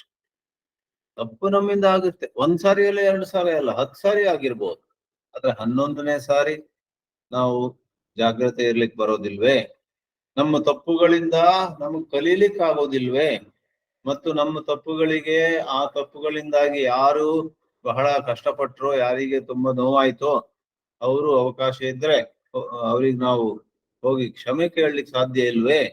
ಎಷ್ಟು ಅಭಿಮಾನವ, ನಾನು ಯಾರ ಹತ್ರ ಕ್ಷಮೆ ಕೇಳೋದಿಲ್ಲ ಅಂತ. ಅಯ್ಯ, ನೀನ್ ತಪ್ಪು ಮಾಡಿದ್ಯಾ, ಅವ್ರಿಗೆ ನೋವಾಗಿದೆ, ಹೋಗಿ ಕ್ಷಮಿಸ್ಬೇಕಂತ ಹೇಳು. ಆ ಪ್ರಕಾರ ಕ್ಷಮೆ ಕೇಳುವಂತದ್ದು ನಾಗರಿಕರ ಲಕ್ಷಣ. ಮತ್ತು ಅದ್ರ ಬದಲು ಏನಿಲ್ಲ, ಯಾರಾದ್ರೂ ನನ್ನ ಸ್ಥಿತಿಯಲ್ಲಿದ್ರೆ ಮಾಡ್ತಿದ್ರು. ವಾಸ್ತವವಾಗಿ ನಾನ್ ಮಾಡಿದ್ದು ಬೇರೆಯವ್ರಕ್ಕಿಂತ ತುಂಬಾ ಕಡಿಮೆ. ನನ್ನ ಸ್ಥಾನದಲ್ಲಿ ಇನ್ಯಾರು ಇದ್ರೆ 3 ಪಟ್ಟು ಮಾಡ್ತಿದ್ರು ಇತ್ಯಾದಿ ಎಲ್ಲ ಮಾತಾಡೋದು ಬಹಳ ಅಹಂಕಾರಿ ವರ್ತನೆ. ಮತ್ತು ನಾವು ಮಾಡಿದ ತಪ್ಪನ್ನ ಪೂರ್ತಿ ಮುಚ್ಚಿಡುತ್ತಾ ಮತ್ತೆ ಮತ್ತೆ ಒಳ್ಳೆ ಶುಭಗಂಧ ರೀತಿಯಲ್ಲಿ ಓಡಾಡುವುದು ಬಹಳ ಅಪ್ರಾಮಾಣಿಕವಾದಂತಹ ವರ್ತನೆ. ಆದ್ರಿಂದ ಈ ತಪ್ಪಿನ ಬಗ್ಗೆ ಅಪರಾಧಿ ಮನೋಭಾವವನ್ನು ಅನುಭವಿಸುವಂತಹದ್ದು ಇದೆಲ್ಲ ಒಂದು ವಿಸ್ತಾರವಾದ ವಿಷಯ. ಎಷ್ಟೋ ಕೌನ್ಸೆಲರ್ಸ್, ಜನರಿಗೆ ಹಿತವಚನ ನೀಡುವವರು, ಜನರಿಗೆ ಮಾರ್ಗದರ್ಶನ ಮಾಡುವವರು, ಎಷ್ಟೋ ಮಂದಿ ಕೂಡ ಈ ವಿಷಯವನ್ನು ಎತ್ಕೊಳ್ತಾರೆ. ಇದು ಬರೇ ಧಾರ್ಮಿಕ ವಿಭಾಗದಲ್ಲಿ ಮಾತ್ರ ಅಲ್ಲ, ಆಧ್ಯಾತ್ಮಿಕ ವಿಭಾಗದಲ್ಲಿ ಮಾತ್ರ ಅಲ್ಲ, ಸಾಮಾನ್ಯವಾದ ಸೈಕೋಥೆರಪಿ, ಸೈಕಲಾಜಿಕಲ್ ಕೌನ್ಸೆಲಿಂಗ್, ಗೈಡೆನ್ಸ್ ಅಲ್ಲೂ ಎಲ್ಲ ಬರುತ್ತೆ. ಇರ್ಲಿ, ಇವತ್ತು ನಮ್ಮ ವಿಷಯ ಇದೆಲ್ಲ ಆಗೇ ಆಗುತ್ತೆ ಜೀವನದಲ್ಲಿ. ನಮ್ಮಲ್ಲಿ ಒಂದು ಬಹಳ ಮೂಲಭೂತವಾದ ಪರಿವರ್ತನೆ ಸಾಧ್ಯವೇ? To go through a transformation, to go through a deep change. ಅದು ಭಕ್ತಿಯ ಭಾಷೆಯಲ್ಲಿ ದೈವಾನುಗ್ರಹದಿಂದ ಆಗುತ್ತೆ. ದೈವಾನುಗ್ರಹದಿಂದ ಆಮೂಲ ಪರಿವರ್ತನೆ, ರಾಡಿಕಲ್ ಚೇಂಜ್ ಅಂತಲೂ ಹೇಳ್ತೇವೆ ಇದಕ್ಕೆ. ಇದು ಸಾಧ್ಯ ಇದೆ. ಸಾಮಾನ್ಯವಾಗಿ ಏನಾಗುತ್ತೆ ಅಂತ ಹೇಳಿದ್ರೆ, ಒಂದು ತಪ್ಪು ಮಾಡ್ತೀವಿ ನಾವು, ಸ್ವಲ್ಪ ಕಾಲದ ನಂತರ ಅಯ್ಯೋ ಸರಿಯಲ್ಲ ಅಂತ ಅನ್ಸುತ್ತೆ. ಆದ್ರೆ ಅದನ್ನ ಅರ್ಥ ಮಾಡ್ಕೊಂಡು ಸ್ವಲ್ಪ ಹೊತ್ತಿಗೆ ಇನ್ನು ಮಾಡೋದಿಲ್ಲ ಅಂತ ನಿರ್ಧಾರ ಮಾಡಿ ಸ್ವಲ್ಪ ಹೊತ್ತಿಗೆ ಶಿವ ಶಿವ ಮತ್ತೆ ಪುನಃ ನಾವು ತಪ್ಪು ಮಾಡ್ತೀವಿ. ಅದಕ್ಕೆ ಓಶೋ ಅಂತ ಕಾಣುತ್ತೆ, ಆತ ಒಮ್ಮೆ ಹೇಳಿದ, ಮನುಷ್ಯ ತಪ್ಪು ಮಾಡ್ತಾನೆ, ಆಮೇಲೆ ಸ್ವಲ್ಪ ಕಾಲದ ನಂತರ ಪಶ್ಚಾತ್ತಾಪ ಪಡ್ತಾನೆ. ತಪ್ಪು ಮಾಡುವುದು ಪೆಂಡುಲಂನ ಒಂದು ತುದಿ ಆದ್ರೆ ಅದರ ಬಗ್ಗೆ ಪಶ್ಚಾತ್ತಾಪ ಪಡುವಂತಹದ್ದು, ಅಪರಾಧಿ ಮನೋಭಾವವನ್ನ ಅನುಭವಿಸುವಂತಹದ್ದು ಪೆಂಡುಲಂನ ಇನ್ನೊಂದು swing, other tip of the swing. ಆ ಕಡೆ ಹೋಗುತ್ತೆ ಅದು ಬಾಬ್. ಆಮೇಲೆ ಮತ್ತೆ ಬರುತ್ತೆ. ಭೌತಶಾಸ್ತ್ರ ನಿಮಗೆಲ್ಲ ಜ್ಞಾಪಕ ಇರುತ್ತೆ. Whatever physics you studied, it explains it as going from potential energy to highest kinetic energy when it's in the middle. ಮಧ್ಯದಲ್ಲಿರುವಾಗ ಹೈಯೆಸ್ಟ್ ಕೈನೆಟಿಕ್ ಎನರ್ಜಿ, ಆಮೇಲೆ ಮತ್ತೆ ಆ ತುದಿಗೆ ಹೋದಾಗ ಹೈಯೆಸ್ಟ್ ಪೊಟೆನ್ಷಿಯಲ್ ಎನರ್ಜಿ, ಪ್ರಚ್ಛನ್ನ ಶಕ್ತಿ, ಮತ್ತೆ ಸಕ್ರಿಯ ಅಥವಾ ಕ್ರಿಯಾತ್ಮಕ ಶಕ್ತಿ. Potential to kinetic, kinetic to potential, potential to kinetic, pendulum ಓಲಾಡ್ತಾ ಇರುತ್ತೆ. ನಾವು ಕೂಡ ನಮ್ಮ ಬದುಕಿನಲ್ಲಿ ತಪ್ಪು ಮಾಡೋದು, ಆಮೇಲೆ ಬೇಸರ ಪಡೋದು, ಬೇಸರ ಪಟ್ಟು ಸ್ವಲ್ಪ ಹೊತ್ತ ನಂತರ ಮತ್ತೆ ಸುಧಾರಿಸ್ಕೊಂಡು ಮತ್ ಪುನಃ ತಪ್ಪು ಮಾಡೋಕ್ ತಯಾರು. ಎಂತ ಒಂದು ಅವಸ್ಥೆ ఉంది. ಆ ದುರವಸ್ಥೆಯಲ್ಲಿದ್ದವ್ರು ನಾವು ಈ ಒಂದರಿಂದ ಇನ್ನೊಂದಕ್ಕೆ ಹೋಗೋದು, ಮತ್ತೆ ಅದಕ್ಕೆ ಹಿಂತಿರುಗುವಂತಹ ಸ್ಥಿತಿಯನ್ನ ನಿಲ್ಸ್ಲಿಕ್ಕೆ ಸಾಧ್ಯ ಇಲ್ವಾ ಅಂತ ವಿಚಾರ ಮಾಡಬೇಕು. ಆವಾಗ ಈಗ ಆತ್ಮಜ್ಞಾನದ ಭಾಷೆಯಲ್ಲಿ ಈ ವಿಷವರ್ತುಲವನ್ನ, ತಪ್ಪಿನಿಂದ ಅಪರಾಧಿ ಮನೋಭಾವಕ್ಕೆ, ಅಪರಾಧಿ ಮನೋಭಾವ ಸ್ವಲ್ಪ ಶಾಂತವಾದಾಗ ಮತ್ತೆ ತಪ್ಪು ಮಾಡೋದು, going from one evil to another and coming back to the first evil, again going to the second evil, evil to evil to evil to evil. ಇದಕ್ಕೆ ಹೇಳುದು ವಿಷವರ್ತುಲ, ವಿಷಿಯಸ್ ಸರ್ಕಲ್ ಇನ್ ಆಪರೇಷನ್. ಅಂತ ಪರಿಸ್ಥಿತಿಯಲ್ಲಿ ನಮ್ಮ ಭಗವದ್ಗೀತೆಯ ಭಾಷೆಯಲ್ಲಿ 2 ಶಬ್ದಗಳು ಅನ್ವಯಿಸ್ತವೆ. ಏನಂತ ಹೇಳಿದ್ರೆ, ಒಂದು ಮೋಹ, ಇನ್ನೊಂದು ಶೋಕ. ಮೋಹ ಅಂದ್ರೆ ಏನು? ಯಾವುದೋ ಒಂದು ಪರಿಸ್ಥಿತಿಯನ್ನ ವಿವೇಕಪೂರ್ವಕವಾಗಿ ನೋಡದೇ ಇರುವಂತಹದ್ದು. ಅವಿವೇಕತಃ, ಅವಿವೇಕದಿಂದ ಅಂದ್ರೆ ಏನು? ಅದು ಕೆಟ್ಟದ್ದನ್ನ ಇದು ಒಳ್ಳೇದೇನ್ ತಪ್ಪಿಲ್ಲ ಇದ್ರಲ್ಲೂ, ಆಮೇಲೆ ಒಳ್ಳೇದನ್ನ ಮಾಡೋದಿಲ್ಲ. ಎಲ್ಲರೂ ಹೇಳ್ತಿದ್ ಮಾಡಪ್ಪ ಒಳ್ಳೆ ಕೆಲಸ, ಏನಿಲ್ಲ ಅದು ಎಂತ ಒಳ್ಳೆ ಕೆಲಸ, ನನಗೇನ್ ಬೇರೆ ಕೆಲಸ ಇಲ್ವಾ ಅಂತ ಹೇಳಿ ಅದು ಮಾಡದೇ ಇರೋದು. ಒಳ್ಳೆಯದನ್ನ ಒಳ್ಳೆಯದಾಗಿ ನೋಡದೆ ಮಾಡದೇ ಇರೋದು, ಕೆಟ್ಟದ್ದನ್ನ ಕೆಟ್ಟದಾಗಿ ನೋಡದೆ ಅದು ಪರವಾಗಿಲ್ಲ ಅಂತ ಹೇಳ್ಬಿಟ್ಟು ಮಾಡ್ಬಿಡೋದು ಎರೋನಿಯಸ್ ಜಡ್ಜ್ಮೆಂಟ್. ಅದಕ್ಕೆ ಮೋಹ ಅಂತೇವೆ. ಆ ಮೋಹದಲ್ಲಿ ಸಿಲುಕಿಕೊಂಡು ನಾವು ತಪ್ಪುಗಳನ್ನು ಮಾಡಿದಾಗ ಆಮೇಲೆ ಅಪರಾಧಿ ಮನೋಭಾವ, ಆಮೇಲೆ ಬಹಳ ವ್ಯಥಿತವಾದ ಮನಸ್ಸು. ವ್ಯಥಿತಂ ಮನಃ, ಅರ್ಜುನನಿಗೆ ಆದ ವಿಷಾದದ ರೀತಿ ಎಲ್ಲಿಗೆ ಬಂದ್ಬಿಟ್ವಿ ಹೇ ಕೃಷ್ಣ, ನನ್ನ ಪರಿಸ್ಥಿತಿ ನನ್ನ ಶತ್ರುಗಳಿಗೆ ಕೂಡ ಆಗ್ಬಾರ್ದು, ಈ ರೀತಿ ಯಾರೂ ನರಳಬಾರದು ಅಂತೆಲ್ಲ ಅವನು ಗೋಳಾಡ್ತಾನೆ. ಒಂದು ಇಡೀ ಅಧ್ಯಾಯ, ಮೊದಲನೇ ಅಧ್ಯಾಯ ಗೀತೆಯಲ್ಲಿ ಅರ್ಜುನ ಗೋಳು ಯೋಗ ಅಂತ ನೀವು ಕರಿಬಹುದು. ಅದಕ್ಕೆ ಸಂಸ್ಕೃತದಲ್ಲಿ ಅರ್ಜುನ ವಿಷಾದ ಯೋಗ, ಅದ್ರ ಬದಲು ಅರ್ಜುನ ಗೋಳು ಯೋಗ ಅಂದ್ರೆ ಗೋಳು ಅನ್ನುವಂತಹ ವಿಷಯ ಅಲ್ಲ, ಯೋಗ ಅಂದ್ರೆ ವಿಷಯ, topic. It's the topic of Arjuna's despondency ಅಂತಾರೆ. ಶಂಕರಾಚಾರ್ಯರು ತಮ್ಮ ಗೀತಾ ಭಾಷ್ಯದಲ್ಲಿ ಈ ಎರಡು ಶಬ್ದಗಳನ್ನ ಎತ್ತಿ ಹಿಡಿತಾರೆ. ಶೋಕ ಮೋಹಗಳಿಂದ ಆವೃತನಾದಂತಹ ಅರ್ಜುನನು ಭಗವಂತನನ್ನ ಮಾರ್ಗದರ್ಶನಕ್ಕಾಗಿ ಬೇಡ್ಕೊಳ್ತಾನೆ ಅಂತ ಆಚಾರ್ಯರು ಹೇಳ್ತಾರೆ. ಶೋಕ ಮೋಹದಿಂದ ಶೋಕ, ಆ ಶೋಕದಿಂದ ಮತ್ತೆ ಮೋಹ. ಯಾಕಂದ್ರೆ ಯಾವಾಗ ನಮಗೆ ಶೋಕ ಆವರಿಸುತ್ತೋ ನಮ್ಮನ್ನ, ಆವಾಗ ಮತ್ತಷ್ಟು ನಮ್ಮ ವಿವೇಕ ಹೊರಟೋಗುತ್ತೆ. ಯಾವಾಗ ನಮ್ಮ ಮನಸ್ಸು ಶಾಂತವಾಗಿರುತ್ತೋ, ಸಮತ್ವದಲ್ಲಿ ನಿಂತಿರುತ್ತೋ, ಸಮತೋಲನದಲ್ಲಿರುತ್ತೋ, ಆವಾಗ ಒಳ್ಳೆಯದನ್ನು ಒಳ್ಳೆಯದಾಗಿ ನೋಡುವ ಶಕ್ತಿ ಇರುತ್ತೆ, ಕೆಟ್ಟದ್ದನ್ನು ಕೆಟ್ಟದಾಗಿ ನೋಡುವ ಶಕ್ತಿ ಇರುತ್ತೆ. ಒಳ್ಳೆಯದಕ್ಕೆ ಹೌದು ಮಾಡ್ತೀನಿ ಅಂತ ಮುಂದೆ ಬರುವಂತ ಶಕ್ತಿ ಇರುತ್ತೆ. ಕೆಟ್ಟದ್ದನ್ನ ಇಲ್ಲಪ್ಪ, ನಾನು ಇದು ಮುಟ್ಟೋದಿಲ್ಲ, ಇದು ಕೆಟ್ಟ ಕೆಲಸ ಅಂತ ಇಲ್ಲ ಅನ್ನುವಂತ ರೀತಿ ಸಾಮರ್ಥ್ಯ ಇರುತ್ತೆ. ಯಾವಾಗ ಮನಸ್ಸು ಸಮತೋಲನದಲ್ಲಿದ್ರೆ. ಶೋಕ, ತುಂಬಾ ದುಃಖ ಆದಾಗ ಹೊರಗಿನಿಂದ ನಾವು ಕಣ್ಣೀರು ಸುರಿಸ್ತಿರ್ಬೋದು, ಅಯ್ಯೋ ನನ್ನಿಂದ ಈ ತಪ್ಪಾಯ್ತಲ್ಲ ಅಂತ. ಆದ್ರೆ ಆ ಶೋಕದಲ್ಲಿ ನಾವು ತುಂಬಾ ಒಳಗೆ ನರಳುತ್ತಿರುವುದರಿಂದ ನಮ್ಮ ದೃಷ್ಟಿ ಮಂದವಾಗ್ತದೆ. ಶೋಕದಲ್ಲಿ ಇರತಕ್ಕದ್ದಲ್ಲ, ಶೋಕವನ್ನ ಬಿಟ್ಟು ನಾವು ಅಶೋಕವಾಗಿರ್ಬೇಕು. ಗೀತೆಯಲ್ಲಿ ಕೃಷ್ಣನ ಬೋಧನೆ ಶುರುವಾಗುವುದೇ 2ನೇ ಅಧ್ಯಾಯದ 11ನೇ ಶ್ಲೋಕ. ಅಶೋಚ್ಯಾನ್ ಅನ್ವಶೋಚಸ್ತ್ವಂ ಪ್ರಜ್ಞಾವಾದಾಂಶ ಭಾಷಸೆ ಗತಾಸೂನ್ ಅಗತಾಸೂನ್ಶ್ಚ ನಾನು ಶೋಚಂತಿ ಪಂಡಿತ ಅಂತ 2.11. ಅಲ್ಲಿ ನೋಡಿ, ಯಾವುದ್ರ ಬಗ್ಗೆ ನೀನು ಶೋಕ ಪಡಬಾರದೋ ಅದ್ರ ಬಗ್ಗೆ ಶೋಕ ಪಡ್ತಿದ್ದಿ ಅರ್ಜುನ, ಇದು ನಿನಗೆ ಹಿಡಿಸುವುದಿಲ್ಲ, ಇದು ನಿನಗೆ ಶೋಭೆ ಕೊಡುವುದಿಲ್ಲ ಅಂತ. ಕೊನೆಯಲ್ಲಿ 18ನೇ ಅಧ್ಯಾಯದಲ್ಲಿ ಸರ್ವಧರ್ಮಾನ್ ಪರಿತ್ಯಜ್ಯ ಮಾಮೇಕಂ ಶರಣಂ ವ್ರಜ ಅಹಂ ತ್ವಾ ಸರ್ವ ಪಾಪೇಭ್ಯಃ ಮೋಕ್ಷಯಿಷ್ಯಾಮಿ ಮಾ ಶುಚಃ ಬರುತ್ತೆ. ಅರ್ಜುನ ಶೋಕ ಮಾಡಬೇಡ, ಅರ್ಜುನ ದುಃಖಿಸಬೇಡ. ಮಾ ಶುಚಃ ಅಂದ್ರೆ ಶೋಕ ಮಾಡ್ಬೇಡ, ಶೋಕಂ ಮಾ ಕುರು ಅಂತ. ಯಾವುದ್ರ ಬಗ್ಗೆ ಅಳಬಾರದು ಅದ್ರ ಬಗ್ಗೆ ಅಳ್ತಿದ್ಯಾ, ಆ ಪ್ರಕಾರ ಶುರುವಾಗುತ್ತೆ ಶ್ರೀಕೃಷ್ಣನ ಬೋಧನೆ. ಆಮೇಲೆ ಅಳಬೇಡ ಅಂತ ಮುಗಿಯುತ್ತೆ. ಅದ್ರಿಂದ ಸ್ವಾಮಿ ಅಖಂಡಾನಂದ ಸರಸ್ವತಿ ಅಂತ ದೊಡ್ಡ ವಿದ್ವಾಂಸರು ಸಂತರು ಬೃಂದಾವನದಲ್ಲಿ ಇರ್ತಿದ್ರು. ಅವರು ಒಳ್ಳೆ ಚಂದವಾಗಿ ಹೇಳ್ತಾರೆ, ಭಗವದ್ಗೀತೆ ನೀವು ಇನ್ನೊಂದು ಹೆಸರು ಕೊಡ್ಬಹುದು. ಏನದು? ಅಶೋಕೋಪನಿಷತ್. ಹೇಗೆ ಈಶಾವಾಸ್ಯ ಉಪನಿಷತ್, ಕೇನೋಪನಿಷತ್, ಕಠೋಪನಿಷತ್, ಮುಂಡಕೋಪನಿಷತ್ ಇತ್ಯಾದಿ ಎಲ್ಲ ಇದೆಯಲ್ಲ, ಆ ಪ್ರಕಾರ ಭಗವದ್ಗೀತೆಯನ್ನ ಒಂದು ಉಪನಿಷತ್ ಕರಿಬಹುದು. ಉಪನಿಷತ್ ಅಲ್ಲ ಟೆಕ್ನಿಕಲಿ, ಯಾಕಂದ್ರೆ ಅದು ವೇದದ ಭಾಗ ಅಲ್ಲ, ಅದು ಒಂದು ಮಹಾಭಾರತದಲ್ಲಿರುವುದರಿಂದ ಇತಿಹಾಸದ ಭಾಗ. ಅದರ ವಿಶೇಷ ಗುಣದಿಂದಾಗಿ ಅದಕ್ಕೆ ಸ್ಮೃತಿ ಅಂತ ಕರಿತೇವೆ. ಭಗವದ್ಗೀತೆ ಒಂದು ಸ್ಮೃತಿ, ಆದ್ರೆ ಶ್ರುತಿ ಅಲ್ಲ. ಆದ್ರೂ ಅದರ ಬಗ್ಗೆ ಭಕ್ತಿ ಮತ್ತು ಗೌರವದಿಂದ ಈ ಗೀತೆಯು ಅಶೋಕೋಪನಿಷತ್ ಅಂತ ಹೇಳಿದ್ರೆ ತಪ್ಪಾಗುವುದಿಲ್ಲ. ಇರಲಿ, ಶೋಕ ಮೋಹ ಒಂದು ವಿಷವರ್ತುಲ. ಮೋಹ ಇದ್ದಾಗ ತಪ್ಪು ಮಾಡ್ತೀವಿ, ಅದ್ರ ಬಗ್ಗೆ ಶೋಕ ಪಡ್ತೀವಿ. ಆ ಶೋಕ ಪಟ್ಟಾಗ ನಮ್ಮಲ್ಲಿ ಇದ್ದಂತಹ ಬ್ಯಾಲೆನ್ಸ್ ಕೂಡ ಹೊರಟೋಗ್ತದೆ. ಮತ್ತೆ ಸ್ವಲ್ಪ ಶಕ್ತಿ ಬಂದಾಗ, ಸ್ವಲ್ಪ ರಿಫ್ರೆಶ್ ಆದಾಗ ಮತ್ತೆ ಆ ತಪ್ಪನ್ನು ಮಾಡ್ತೀವಿ. ಯಾರಿಗೂ ಬ್ಯಾಡ್ದಿದ್ದು ಪರಿಸ್ಥಿತಿ, ಆದ್ರೆ ಜೀವನ ಗೋಳು ಹಾಗಾಗುತ್ತೆ. ಅದರಿಂದ ವಿಷವರ್ತುಲ, ಶೋಕ ಟು ಮೋಹ, ಮೋಹ ಟು ಶೋಕ, ಮೋಹ ಟು ಶೋಕ, ಶೋಕ ಟು ಮೋಹ, ಟು ಶೋಕ ಟು ಮೋಹ, ಟು ಶೋಕ ಟು ಲೈಕ್ ದಟ್. ಫಜೀತಿ ಅಂತವಲ್ಲ, ದೊಡ್ಡ ಫಜೀತಿ ಇದು.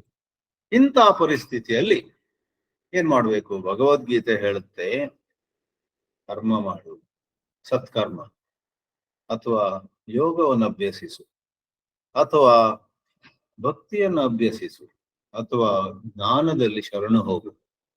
ನಾಲ್ಕರಲ್ಲಿ ಯಾವ್ದಾದ್ರು ಒಂದನ್ನು ಹಿಡಿ, ಸಾಧ್ಯವಾದ್ರೆ ಎರಡನ್ನು ಹಿಡಿ, ಇಷ್ಟ ಆದ್ರೆ ಮೂರನ್ನು ಹಿಡಿ.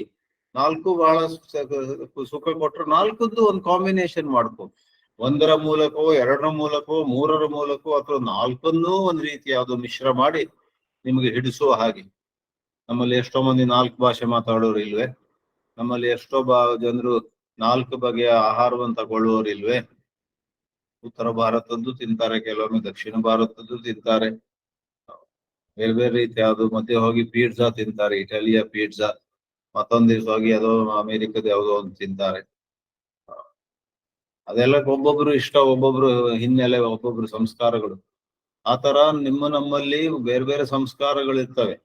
ಭಗವದ್ಗೀತಾ ನಮ್ಗೆ ಯಾವ ರೀತಿ ಇದು ಮಾಡಬೇಡ ಅನ್ನೋದಿಲ್ಲ. ಒಳ್ಳೆ 4 ಮಾರ್ಗಗಳಿವೆ.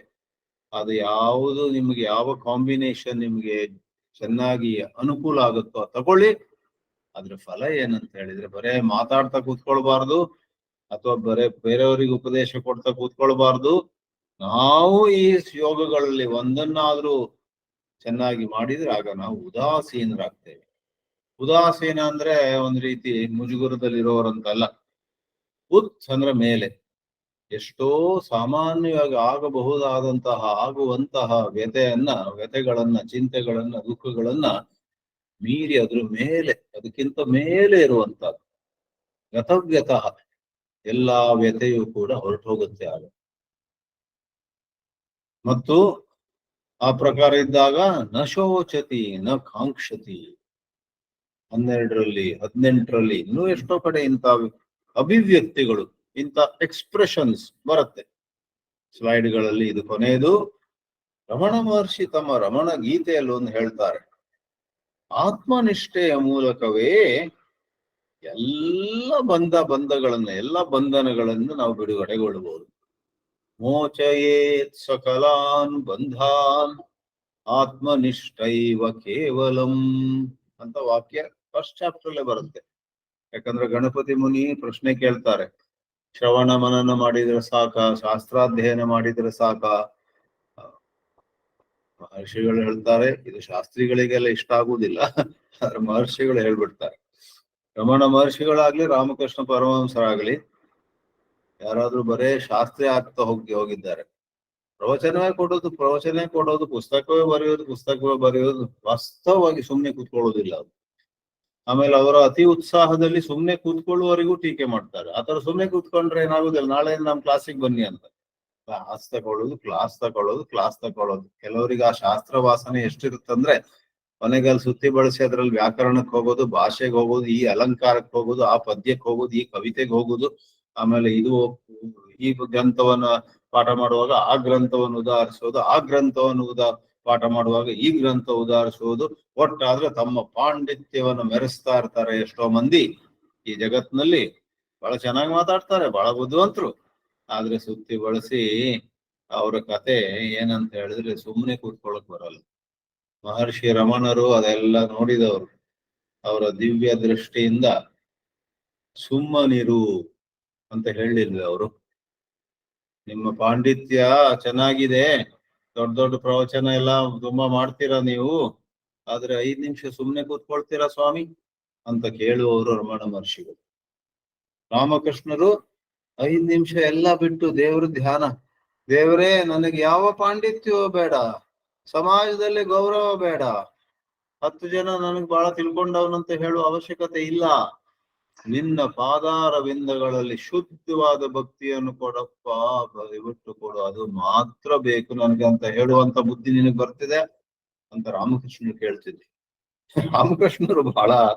ರಾಮಕೃಷ್ಣರು ಹೇಳು, ನೀವು ಮೊದಲು ಭಗವಂತನಿಗೆ ಸಂಪೂರ್ಣ ಶರಣಾಗತಿ, ಆಮೇಲೆ ಬಾಯ್ ತೆರೀರಿ ಪ್ರವಚನ ಮಾಡ್ಲಿಕ್ಕೆ ಅಂತ. ಆದ್ರೆ ಅವರು ಶಿಷ್ಯರೇ ವಿವೇಕಾನಂದರು ವಿರುದ್ಧ. ಇದೆಲ್ಲ ದೇವರ ಇಚ್ಛೆ ಅಂತ ಹೇಳಿ ವಿರುದ್ಧ ಅಂದ್ರೆ ಒಂದು ಅರ್ಥದಲ್ಲಿ. ವಿವೇಕಾನಂದರು ಎಷ್ಟೋ ಬ್ರಹ್ಮಚಾರಿಗಳನ್ನೆಲ್ಲ ಸಂಗ್ರಹಿಸಿ, ಅಂದ್ರೆ ಎಳೆಯ ಪ್ರಾಯದವ್ರನ್ನೆಲ್ಲ ತನ್ನ ಕಡೆ ಆಕರ್ಷಿಸಿಕೊಂಡು ಅವರಿಗೆಲ್ಲ ನೀವು ಓದಿ ಮತ್ತೆ ಪಾಠ ಮಾಡಿ, ಓದಿ ಲೆಕ್ಚರ್ ಕೊಡಿ. ಆಗ ಕೆಲವು ಬ್ರಹ್ಮಚಾರಿಗಳು ಸ್ವಾಮಿ ವಿವೇಕಾನಂದರಿಗೆ ಕೈ ಮುಗಿದು ಕೇಳಿದ್ರಂತೆ, ಸ್ವಾಮೀಜಿ ನಿಮ್ಮ ಗುರುಗಳೇ ಹೇಳ್ತಿದ್ರು ಮೊದ್ಲು ಸಾಕ್ಷಾತ್ಕಾರ ಆಗ್ಬೇಕು ಆಮೇಲೆ ಬಾಯಿ ತೆಗೀರಿ ಅಂತ. ಆದ್ರೆ ನೀವು ನಮ್ಗೆ ನಾವು ಅರ್ಧ ಕೂಡ ಬೆಂದಿಲ್ಲ, ಅರ್ಧ ಬೆಂದ ಅಡಿಗೆ ಅಂತ ಹೇಳ್ತೀವಿ ನೋಡಿ, ಪೂರ್ತಿ ಬೇಯುವುದು ಬಿಡಿ, ಅರ್ಧವೂ ಬೇಯಲಿಲ್ಲ ನಾವು. ಆದ್ರೆ ಇವಾಗ್ಲೇ ಹೋಗಿ ಆ ಊರಿಗೆ ಹೋಗು, ಅಲ್ಲಿ 10 ಜನ ಕಾಯ್ತಿದ್ದಾರೆ, ಹೋಗಿ ಒಂದು ಭಗವದ್ಗೀತೆ ಮೇಲೆ ಪ್ರವಚನ ಕೊಟ್ಟು ಬಾ ಅಂತ ನೀವು ಹೇಳ್ತಿದ್ದೀರಲ್ಲ ಅಂದಾಗ ವಿವೇಕಾನಂದರು ಹೇಳಿದ್ರು, ಹಾಗೆಲ್ಲ ಮಾತಾಡ್ಬೇಡಿ, ನಾನ್ ನಿಮ್ಗೆ ಪ್ರವಚನ ಮಾಡಿ ಅಂತ ಹೇಳುವುದು ಯಾರಿಗ್ ಬುದ್ಧಿ ಹೇಳಲಿಕ್ಕಂತಲ್ಲ, ನಿಮಗೊಂದು ಮನನ ಆಗುತ್ತೆ. ಅದು ಆ 10 ಜನರಿಗೆ ಗೀತೆಯ ಬಗ್ಗೆ ಮಾತಾಡುವಾಗ ನಿಮ್ಮಲ್ಲಿ ಒಂದು ಮನನ ಉಂಟಾಗುತ್ತೆ, ನಿಮ್ಮಲ್ಲಿ ಒಂದು ಚಿಂತನೆ ಆಗುತ್ತೆ, ನೀವು ನಿಮ್ಮ ಗೀತೆಯನ್ನ ಸ್ವಲ್ಪ ಉತ್ತಮವಾಗಿ ತಿಳ್ಕೊಳ್ತೀರ. ಅದಕ್ಕೋಸ್ಕರ ಹೋಗ್ರಿ ಆ ಹಳ್ಳಿಗೆ ಹೋಗಿ ಒಂದು ಲೆಕ್ಚರ್ ಕೊಟ್ಟು ನಾಳೆ ಬನ್ನಿ ವಾಪಸ್ ಅಂತ ಅವ್ರು ಹೇಳ್ತಿದ್ರು. ಅದು ಸತ್ಯ, ರಾಮಕೃಷ್ಣರದ್ದು ಸತ್ಯ, ವಿವೇಕಾನಂದರು ಹೇಳಿದ್ದು ಸತ್ಯ. ಆದ್ರೆ ನಾವು ಎಲ್ಲಿದ್ದೀವಿ, ನಮ್ಗೆ ಮನನ ಆಗತ್ತೆ ಅಂತ ಹೋಗೋದು, ಅಲ್ಲಿ ಜನರನ್ನೆಲ್ಲ ನೋಡಿ ಹೆಮ್ಮೆ ಆಗಿ ಇಷ್ಟು ಜನ ನನ್ನ ಕೇಳಲಿಕ್ಕೆ ಬಂದಿದ್ದಾರಂತ ನಾವು ಇವರಿಗೆಲ್ಲ ಚೆನ್ನಾಗಿ ಬುದ್ಧಿ ಹೇಳ್ತೇನೆ ಅಂತ ಬುದ್ಧಿ ಹೇಳುವವರಾಗಿ ಬಿಟ್ರೆ ಆಗ ನಾವು ರಾಮಕೃಷ್ಣನ ಜೊತೆಯೂ ಇಲ್ಲ, ವಿವೇಕಾನಂದರ ಜೊತೆ ಇಲ್ಲ, ಅಹಂಕಾರ ಆನಂದ ಆಗ್ತೇವೆ ನಾವು. ಇರ್ಲಿ, ಶ್ರೀ ರಮಣ ಮಹರ್ಷಿಗಳು ಕೆಲವರಿಗೆ ಅದು ಕಹಿ ಅನಿಸಬಹುದು, ಕೆಲವರು ರಾಮಕೃಷ್ಣ ರಮಣರನ್ನ ಆಮೇಲೆ ಟೀಕೆಯೂ ಮಾಡ್ತಿರ್ಬಹುದು. ಆದ್ರೆ ಅವರು ಈ ಸತ್ಯ ಹೇಳ್ತಾರೆ, ಶ್ರವಣ ಮನನ ಶಾಸ್ತ್ರಾಧ್ಯಯನ ಎಲ್ಲ ಮಾಡಿ, ಆದ್ರೆ ಅದರಲ್ಲೇ ಮುಳುಗೇಬೇಡಿ, ಅದರಲ್ಲೇ ನೀವು ಮಗ್ನರಾಗ್ಬೇಡಿ, ಸುಮ್ಮನೆ ಇದು ಆತ್ಮನಿಷ್ಠೆ. ಟು ಬಿ ಅಂದ್ರೆ ಜಸ್ಟ್ ಬಿ, ನಿಷ್ಠಾ ಅಂದ್ರೆ ನೀ ಅಂದ್ರೆ ನಿತರಾಮ್, ಚೆನ್ನಾಗಿ ದೃಢವಾಗಿ, ಸ್ಥಾ ಅದು ಸಂಧಿಯಿಂದ ಷ್ಟಾ ಅಂತ ಆಗುತ್ತೆ. ಸಂಸ್ಕೃತದಲ್ಲಿ ಷ್ಟಾ ಮತ್ತೆ ಇಂಗ್ಲಿಷ್ ನಲ್ಲಿ stay firmly in the pure self. ನಿನ್ನ ಶುದ್ಧ ಆತ್ಮದಲ್ಲಿ, ಶುದ್ಧ ಸ್ವರೂಪದಲ್ಲಿ, ಯಾವುದಕ್ಕೆ ಸತ್ ಚಿತ್ ಅಂತ ಹೇಳ್ತೇವೋ ಅದರಲ್ಲಿ ಗಟ್ಟಿಯಾಗಿ ನಿಂತ್ರೆ ಆವಾಗ ಎಲ್ಲಾ ಬಂಧನಗಳು ಹೋಗ್ತವೆ. ತೈತ್ರೇಯ ಉಪನಿಷತ್ನಲ್ಲಿ ಮಾತು ಬರುತ್ತೆ, ಏತಗಂ ಹವಾವನ ತಪತಿ ಕಿಮಹಂ ಸಾಧುನಾಕರವಂ ಕಿಮಹಂ ಪಾಪಮಕರವಮಿತಿ ಸಯ ಏವಂ ವಿದ್ವಾನೇತೆ ಆತ್ಮಾನಗ್ಗ ಸ್ಪೃಣುತೆ ಉಬೇ ಹೇ ವೈಶ ಏತೆ ಆತ್ಮಾನಗ್ಗ ಸ್ಪೃಣುತೆ ಅಂತ ಮಂತ್ರ ಇದೆ ಬ್ರಹ್ಮಾನಂದವಲ್ಲಿಯಲ್ಲಿ 9ನೇ ಅನುವಾಕ. ಇದ್ರ ಅರ್ಥ ಮೊದಲು ಬಂತಿದ್ದು, ಕಿಮಹಂ ಸಾಧು ನ ಅಕರವಂ, ಯಾಕಾದ್ರೂ ನಾನು ಒಳ್ಳೆ ಕೆಲಸ ಸರಿಯಾದ ಸಮಯದಲ್ಲಿ ಮಾಡ್ಲಿಲ್ಲ, ಅದೊಂದು ವ್ಯಥೆ. ಕಿಂ ಅಹಂ ಪಾಪಂ ಅಕರವಂ, ಯಾಕಾದ್ರೂ ಮಾಡಬಾರದ್ದು ಮಾಡಿಬಿಟ್ಟಿಯಲ್ಲ, ಇತ್ಯಾದಿ ಯಾವುದು ಸಾಮಾನ್ಯವಾಗಿ ಆಗುತ್ತೋ ಅದೆಲ್ಲವೂ ಕೂಡ ನಮ್ಮ ಸ್ವರೂಪ ಜ್ಞಾನದ ಬಗ್ಗೆ ಹೆಚ್ಚೆಚ್ಚು ಅರಿವು ಉಂಟಾದ ಹಾಗೆ ಆ ತಪ್ಪು, ಯಾವ ತಪ್ಪು 2 ಬಗೆದು, ಮಾಡಬಾರದ್ದು ಮಾಡಿದ ತಪ್ಪು ಮತ್ತು ಮಾಡಬೇಕಾದದ್ದನ್ನು ಮಾಡದಿದ್ದಂತಹ ತಪ್ಪು, ಇದೆರಡೂ ಕೂಡ ಉಭೇ ಅಂತ 5ನೇ ಪಂಕ್ತಿಯಲ್ಲಿದೆ. ಉಭೇ ಇವೆರಡು ಆತ್ಮಾನಂ ಸ್ಪೃಣುತೆ, ಇವೆರಡು ಆ ಆತ್ಮತತ್ವ ಅನ್ನುವಂತಹ ದಿವ್ಯವಾದ ತೇಜಸ್ಸಿನಲ್ಲಿ ಕಣ್ಮರೆಯಾಗ್ಬಿಡ್ತವೆ. They become one with the pure self. The pure self absorbs both of them. ಅಲ್ಲಿ ಪಾಪವೂ ಇಲ್ಲ, ಪುಣ್ಯವೂ ಇಲ್ಲ, ಅಲ್ಲಿ ವ್ಯಥೆಯೂ ಇಲ್ಲ, ಹೆಮ್ಮೆಯೂ ಇಲ್ಲ, ಗರ್ವವೂ ಇಲ್ಲ, ಆಮೇಲೆ ಕೀಳು ಭಾವನೆಯೂ ಇಲ್ಲ.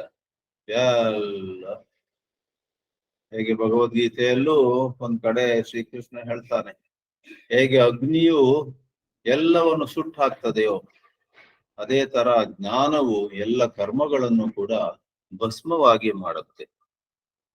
ಭಸ್ಮ 4ನೇ ಅಧ್ಯಾಯದಲ್ಲಿ ಜ್ಞಾನದ ಮಹಿಮೆಯನ್ನು ಹೇಳುತ್ತಾ ಶ್ರೀಕೃಷ್ಣ ತಿಳಿಸ್ತಾನ. ಆ ತರ ಅಗ್ನಿ ಯಥಾ ಭಸ್ಮಸಾತ್ ಕುರುತೆ ತಥಾ ಜ್ಞಾನಾಗ್ನಿ ಸರ್ವಕರ್ಮಾಣಿ ಭಸ್ಮಸಾತ್ ಕುರುತೆ ಅಂತ ಒಂದು ವಾಕ್ಯ ಬರುತ್ತೆ. ಅದು ತೈತ್ರೇಯ ಉಪನಿಷತ್ತಿನ ಉಬೇಹಿ ಏವ ಏಷ ಏತೆ ಆತ್ಮಾನಂ ಸ್ಪೃಣುತೆ ಅನ್ನೋದ್ರ ಒಂದು ಪ್ರತಿಧ್ವನಿ ಅಂತ ಹೇಳ್ಬೋದು. Guilt does not trouble him or her. who stays as the Atma. ಆ ಆತ್ಮದಲ್ಲಿ ಆ ಆತ್ಮನಾಗಿ ನಿಲ್ಲುವುದು ಅಷ್ಟು ಸುಲಭವಲ್ಲ, ಆದ್ರೆ ಅದು ಸಾಧ್ಯ ಇದೆ. ಅದು ಅಸಂಭವವೂ ಅಲ್ಲ. ಇವಾಗ ಇದನ್ನ ನಿಲ್ಲಿಸ್ಬಿಟ್ಟು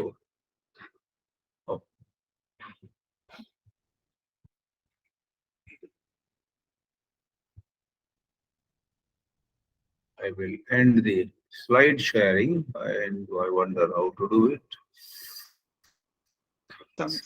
Stop presenting ಅಂತಿದೆ ಮೇಲೆ ರೈಟ್, ಮೇಲೆ ಟಾಪ್ ರೈಟ್, ಸ್ಟಾಪ್ ಪ್ರೆಸೆಂಟಿಂಗ್. ಬಂತು. ಇದಕ್ಕೆ ಎಷ್ಟೋ ಒಳ್ಳೆ ದೃಷ್ಟಾಂತಗಳು ಅಥವಾ ಉದಾಹರಣೆಗಳು ನಮ್ಮ ಶಾಸ್ತ್ರಗಳಲ್ಲಿವೆ. ಇದೇನು ಆತ್ಮನಿಷ್ಠೆಯಿಂದ ಪಾಪವೂ ಇಲ್ಲ ಅಂತೆ, ಪುಣ್ಯವೂ ಇಲ್ಲ ಅಂತೆ, ಪುಣ್ಯದ ಬಗ್ಗೆ ಗರ್ವ ಇಲ್ಲ, ಪಾಪದ ಬಗ್ಗೆ ಅಪರಾಧಿ ಮನೋಭಾವ ಇಲ್ಲ, ಇದೇನು ಅಂತ ಹೇಳಿದ್ರೆ, ವೇದಾಂತದ ಭಾಷೆಯಲ್ಲಿ ಈ ಮೊದಲು ಒಂದು ಹೇಳಿದ್ದೆ, ಪಾಪ ಅನ್ನೋದೊಂದು ಆಲೋಚನೆ. ಆಲೋಚನೆ ಎಂತ ಪ್ರಬಲವಾದದ್ದಂದ್ರೆ ಅದು ಚೆನ್ನಾಗಿ ನಮಗೆ ಚಾಟಿ ಪೆಟ್ಟು ಕೊಡ್ತಾ ಇರುತ್ತೆ. ನಾನು ತಪ್ಪು ಮಾಡಿದೆ ಅನ್ನುವಂತಹ ಆಲೋಚನೆ, ಒಂದು ಸ್ಮೃತಿ, ಅದು ಒಂದು ನೆನಪು, ಮತ್ತು ನಮ್ಮ ಬಗ್ಗೆ ನಾವು ಮಾಡಿಕೊಳ್ಬಹುದಾದಂತ ಒಂದು ಅಭಿಪ್ರಾಯ. ನಿಸರ್ಗದತ್ತ ಮಹಾರಾಜ ಹೇಳ್ತಾ ಇದ್ರು, ನಾವು ಆಲೋಚನೆಗಳಿಂದ ಎಷ್ಟು ಪ್ರೇರಿತರಾಗ್ತೀವಂದ್ರೆ, ಆಲೋಚನೆಗಳನ್ನುವಂತಹದ್ದು ನಮ್ಮನ್ನ ದೂಡ್ತಿರ್ತದೆ. ಆಲೋಚನೆಗಳನ್ನುವಂಥವು ನಮ್ಮನ್ನ ಓಡಿಸ್ತಿರ್ತವೆ.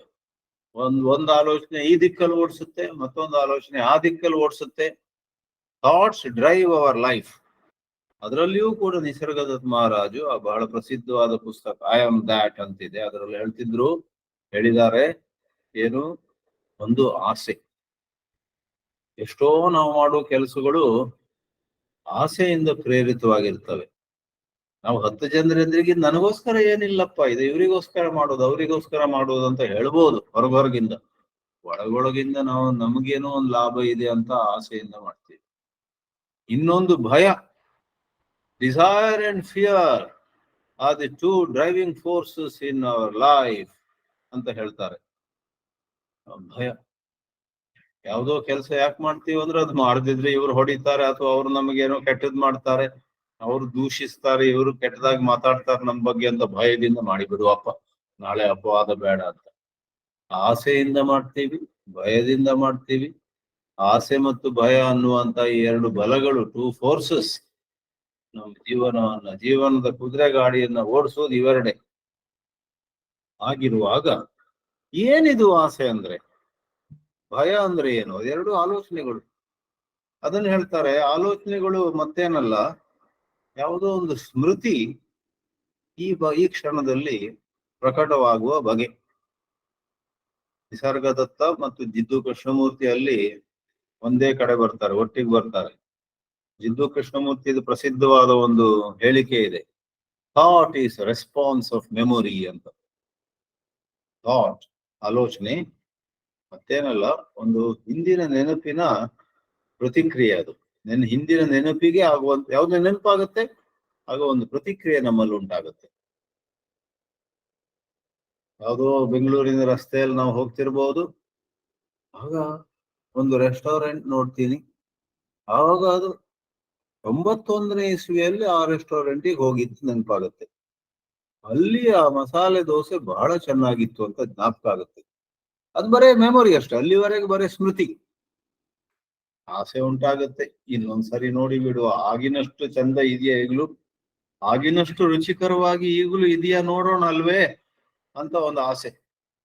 ಆಮೇಲೆ ಆ ಕಾರಿಗೆ, ಆ ಡ್ರೈವರಿಗೆ ಹೇಳಿದ್ದಾಯ್ತು, ಸ್ವಲ್ಪ ನಿಲ್ಸು, ಅಷ್ಟು ಅವಸರ ಇಲ್ಲ ಅಂತ ಹೋಗಿ ಅಲ್ಲೊಂದು ದೋಸೆ ತಿಂದು ಆಮೇಲೆ ಆ ಸ್ಟ್ಯಾಂಡರ್ಡ್ ಹೋಯ್ತ್ರಿ, ಎಲ್ಲ ಹಾಳಾಗಿ ಹೋಗಿದೆ. ಆ ಸ್ಟ್ಯಾಂಡರ್ಡ್ ದೋಸೆ ಅಷ್ಟು ಚೆನ್ನಾಗಿರ್ಲಿಲ್ಲ, ರೆಸ್ಟೋರೆಂಟಿನ ಡೆಕೋರ್ ಕೂಡ ಚೆನ್ನಾಗಿಲ್ಲ. ಅವಾಗೆಲ್ಲ ಎಷ್ಟು ಚೆನ್ನಾಗಿತ್ತು ಅಂತ ಹೇಳ್ಬಿಟ್ಟು ಬೈತಾ ಹೊರಗೆ ಬರೋದು.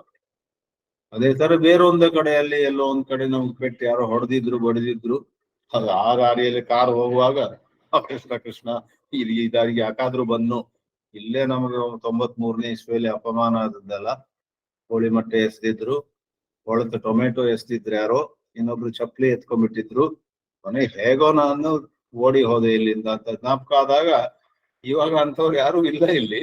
ಇದ್ರೂ ಕೂಡ ಅವ್ರು ನಮ್ಮನ್ನು ಗುರುತಿಸೋದಿಲ್ಲ, ನಾವು ಅವ್ರನ್ನ ಗುರುತಿಸೋದಿಲ್ಲ ಬಹುಶಃ. ಎಷ್ಟೋ ವರ್ಷಗಳಾಗಿವೆ. ಆದ್ರೆ ಆ ಒಂದು ಜ್ಞಾಪಕ ಆದಾಗ ಭಯ ಆಗತ್ತೆ. ಇಂಥ ಪರಿಸ್ಥಿತಿಯಲ್ಲಿ ಈಗ ವಿಷಯಕ್ಕೆ ಮತ್ತೆ ಹಿಂತಿರುಗುತ್ತಾ, ಈ ಪಾಪ ಪ್ರಜ್ಞೆಯು ಮತ್ತೇನಲ್ಲ, ಒಂದು ಸ್ಮೃತಿ, ಮತ್ತು ಆ ಸ್ಮೃತಿಗೆ ನಮ್ಮೊಳಗಿರುವಂತಹ ಅಂತಃಕರಣವು ಮಾಡುವ ಪ್ರತಿಕ್ರಿಯೆ.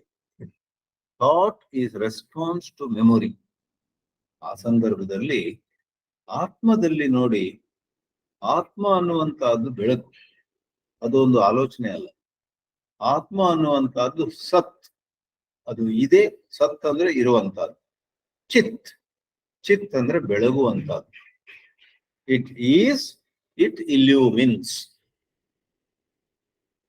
ಇದೆ ಮತ್ತು ಅದು ಪ್ರಕಾಶಿಸುತ್ತೆ. ಅದ್ರ ಮುಂದೆ ಏನ್ ಬರುತ್ತೋ ಅದನ್ನು ಪ್ರಕಾಶಿಸುತ್ತೆ. ಒಳ್ಳೆಯದನ್ನು ಪ್ರಕಾಶಿಸುತ್ತೆ, ಕೆಟ್ಟದನ್ನು ಪ್ರಕಾಶಿಸುತ್ತೆ. ಎಲ್ಲವನ್ನೂ ಕೂಡ ಪ್ರಕಾಶಿಸುತ್ತಾ ಸ್ವತಃ ಅದರಲ್ಲಿ ಒಳ್ಳೆಯದು ಇಲ್ಲ, ಕೆಟ್ಟದ್ದು ಇಲ್ಲ. ಅಂದ್ರೆ ರಿಲೇಟಿವ್ಲಿ ಸ್ಪೀಕಿಂಗ್, ಸಾಪೇಕ್ಷವಾಗಿ ಅದರಲ್ಲಿ ಒಳ್ಳೆಯದು ಯಾವುದಿಲ್ಲ, ಸಾಪೇಕ್ಷವಾಗಿ ರಿಲೇಟಿವ್ಲಿ ಯಾವ ಕೆಟ್ಟದ್ದು ಇಲ್ಲ. ಅದ್ಯಾಕೆ ರಿಲೇಟಿವ್ಲಿ ಅಂತ ಒಂದು ಹೊಸ ಶಬ್ದ ತಗೊಂಬಂದ್ರಿ? ಯಾಕಂತ ಹೇಳಿದ್ರೆ ಅದು ಸ್ವತಃ ಪುಣ್ಯದ ರಾಶಿ, ಸ್ವತಃ ಒಳ್ಳೆಯತನದ ರಾಶಿ, ಸ್ವತಃ ಅದು ಸುಖದ ರಾಶಿ. ವೇದಾಂತ ಗ್ರಂಥಗಳಲ್ಲಿ ಅಪಾರ ಸುಖಾಂಬು ರಾಶಿ ಅಂತ ಶಬ್ದ ಎಲ್ಲ ಬರುತ್ತೆ. ಅಪಾರ ಸುಖಾಂಬುದಿ, ಸಚ್ಚಿತ್ ಸುಖಾಂಬುದಿ. ಅಂಬುದಿ ಅಂದ್ರೆ ಸಮುದ್ರ. ಅಪಾರ ಸಚ್ಚಿತ್ ಸುಖವಾರಿ ರಾಶೇರ್ ಯಸ್ಯೋರ್ಮಿಮಾತ್ರಂ ಭುವನಂ ಸಮಸ್ತಂ ಗುಹಾಹಿತಂ ತಂ ರಮಣಂ ಗಭೀರಂ ಚಿಂತಾವಿಹೀನಂ ಹೃದಯ ಚಿಂತಯಾಮಿ ಅಂತ ಒಂದು ಧ್ಯಾನ ಶ್ಲೋಕ ಮಹರ್ಷಿ ರಮಣರಿಗೆ ಒಬ್ರು ವಿಶ್ವನಾಥ್ ಶಾಸ್ತ್ರಿ ಅನ್ನುವರು ಬರೆದಿದ್ರು. ಅಪಾರ ಸಚ್ಚಿತ್ ಸುಖ ವಾರಿ ರಾಶಿ. ವಾರಿ ರಾಶಿ ಅಂದ್ರೆ ಕೂಡ ನೀರಿನ ರಾಶಿ, ಸಮುದ್ರ. ರಮಣರನ್ನು ಅವರು ಆ ಬ್ರಹ್ಮದಿಂದ ಬೇರೆ ಅಲ್ಲ, ಆ ಬ್ರಹ್ಮ ತತ್ವದಿಂದ ಬೇರೆ ಅಲ್ಲ. ಆ ಬ್ರಹ್ಮ ತತ್ವ ಏನು? ಅಪಾರ ದಡವೇ ಇಲ್ಲದಂತಹ, with no bank, with no shore, shoreless ಅಂಬು ರಾಶಿ, ವಾರಿ ರಾಶಿ. ಯಾವುದ್ರ ಸಮುದ್ರ? ಉಪ್ಪು ನೀರ, ಸಿಹಿ ನೀರ? ಸಾಮಾನ್ಯವಾಗಿ ಸಮುದ್ರದಲ್ಲಿ ಉಪ್ಪು ನೀರು ಇರುತ್ತೆ,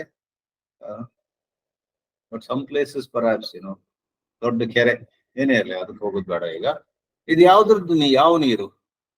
ಸಚ್ಚಿತ್ ಸುಖ, ಸಚ್ಚಿದ್ ಆನಂದ. ಇದು ಸಾಪೇಕ್ಷ ಆನಂದ ಅಲ್ಲ. ಏನೋ ಪಡೆದಾಗ ನಮ್ಗೆ ಆನಂದವಾಗುತ್ತೆ, ಏನೋ ಕಳ್ಕೊಂಡಾಗ ನಮ್ಗೆ ದುಃಖ ಆಗುತ್ತೆ. ಅವೆಲ್ಲ ಯಾವುದೋ ಕಾರಣದಿಂದ ಆಗುವಂತ ಸುಖ ಅಥವಾ ದುಃಖ. ಇಲ್ಲಿ ಯಾವ ಕಾರಣ ಬೇಕಾಗಿಲ್ಲ, ಇಲ್ಲಿ ಯಾವ ಕಾಸ್ ಇಫೆಕ್ಟ್ ಸಂಬಂಧವೇ ಇಲ್ಲ. ಬೈ ಇಟ್ ಸೆಲ್ಫ್ ನಿರಪೇಕ್ಷ ಅಂತೇವೆ ಇಂಗ್ಲಿಷ್ ನಲ್ಲಿ. ಅದಕ್ಕೆ ನಿರಪೇಕ್ಷ ಅಂತ ಹೇಳಿದ್ರೆ ಅಬ್ಸಲ್ಯೂಟ್. ಸಾಪೇಕ್ಷ ಅನ್ನುವ ಶಬ್ದವನ್ನು ನಾವು ರಿಲೇಟಿವ್. ನಿಮ್ ಗಂಡ ತುಂಬಾ ಎತ್ತರನಾ ಅಂತ ಕೇಳಿದ್ರೆ ಮಹಿಳೆ ಹೇಳ್ಬೋದು. ಅವರು ಎಷ್ಟೋ ಜನರಿಗೆ ಹೋಲಿಸಿದ್ರೆ, ಎಷ್ಟೋ ಜನರ ಅಪೇಕ್ಷೆಯಿಂದ, ಹಿಂದಿಯಲ್ಲಿ ಅಪೇಕ್ಷೆ ಶಬ್ದ ಬಹುತ್ ಲೋಗೋಂ ಕಿ ಅಪೇಕ್ಷಾ, ಎಷ್ಟೋ ಜನರಿಗೆ ಹೋಲಿಸಿದ್ರೆ ಎತ್ತರ.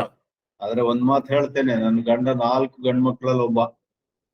ಆ 4 ನಮ್ಮ ಅಜ್ಜಿ, ನಮ್ಮ ಅತ್ತೆಯ 4 ಗಂಡು ಮಕ್ಕಳಲ್ಲಿ ಇವರು ಎಲ್ಲರಿಗಿಂತ ಚಿಕ್ಕವರೇ. ಅವರು ಆ 3 ಜನ ಎಲ್ಲ ಬೇರೆ ಊರಲ್ಲಿ ಇದ್ದಾರೆ. ಆದ್ರಿಂದ ಇಲ್ಲಿ ಇವರಿಗೆ ಎತ್ತರಪ್ಪ, ಎಂತ ಎತ್ತರಪ್ಪ, ನಿಮ್ ಗಂಡ ಎಂತ ಎತ್ತರಪ್ಪ ಅಂತ ಹೇಳ್ತಾರೆ.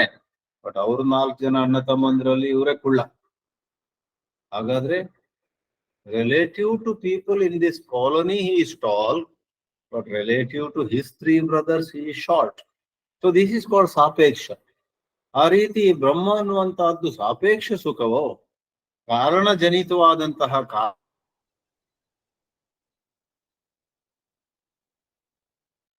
ಕಾರ್ಯರೂಪದಿಂದ,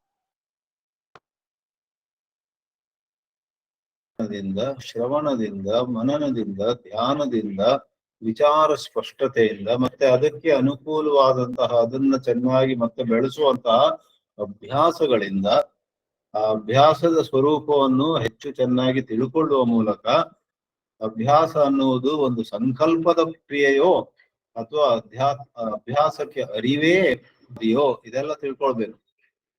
Practice, is it a result of willpower? Is it exertion of will?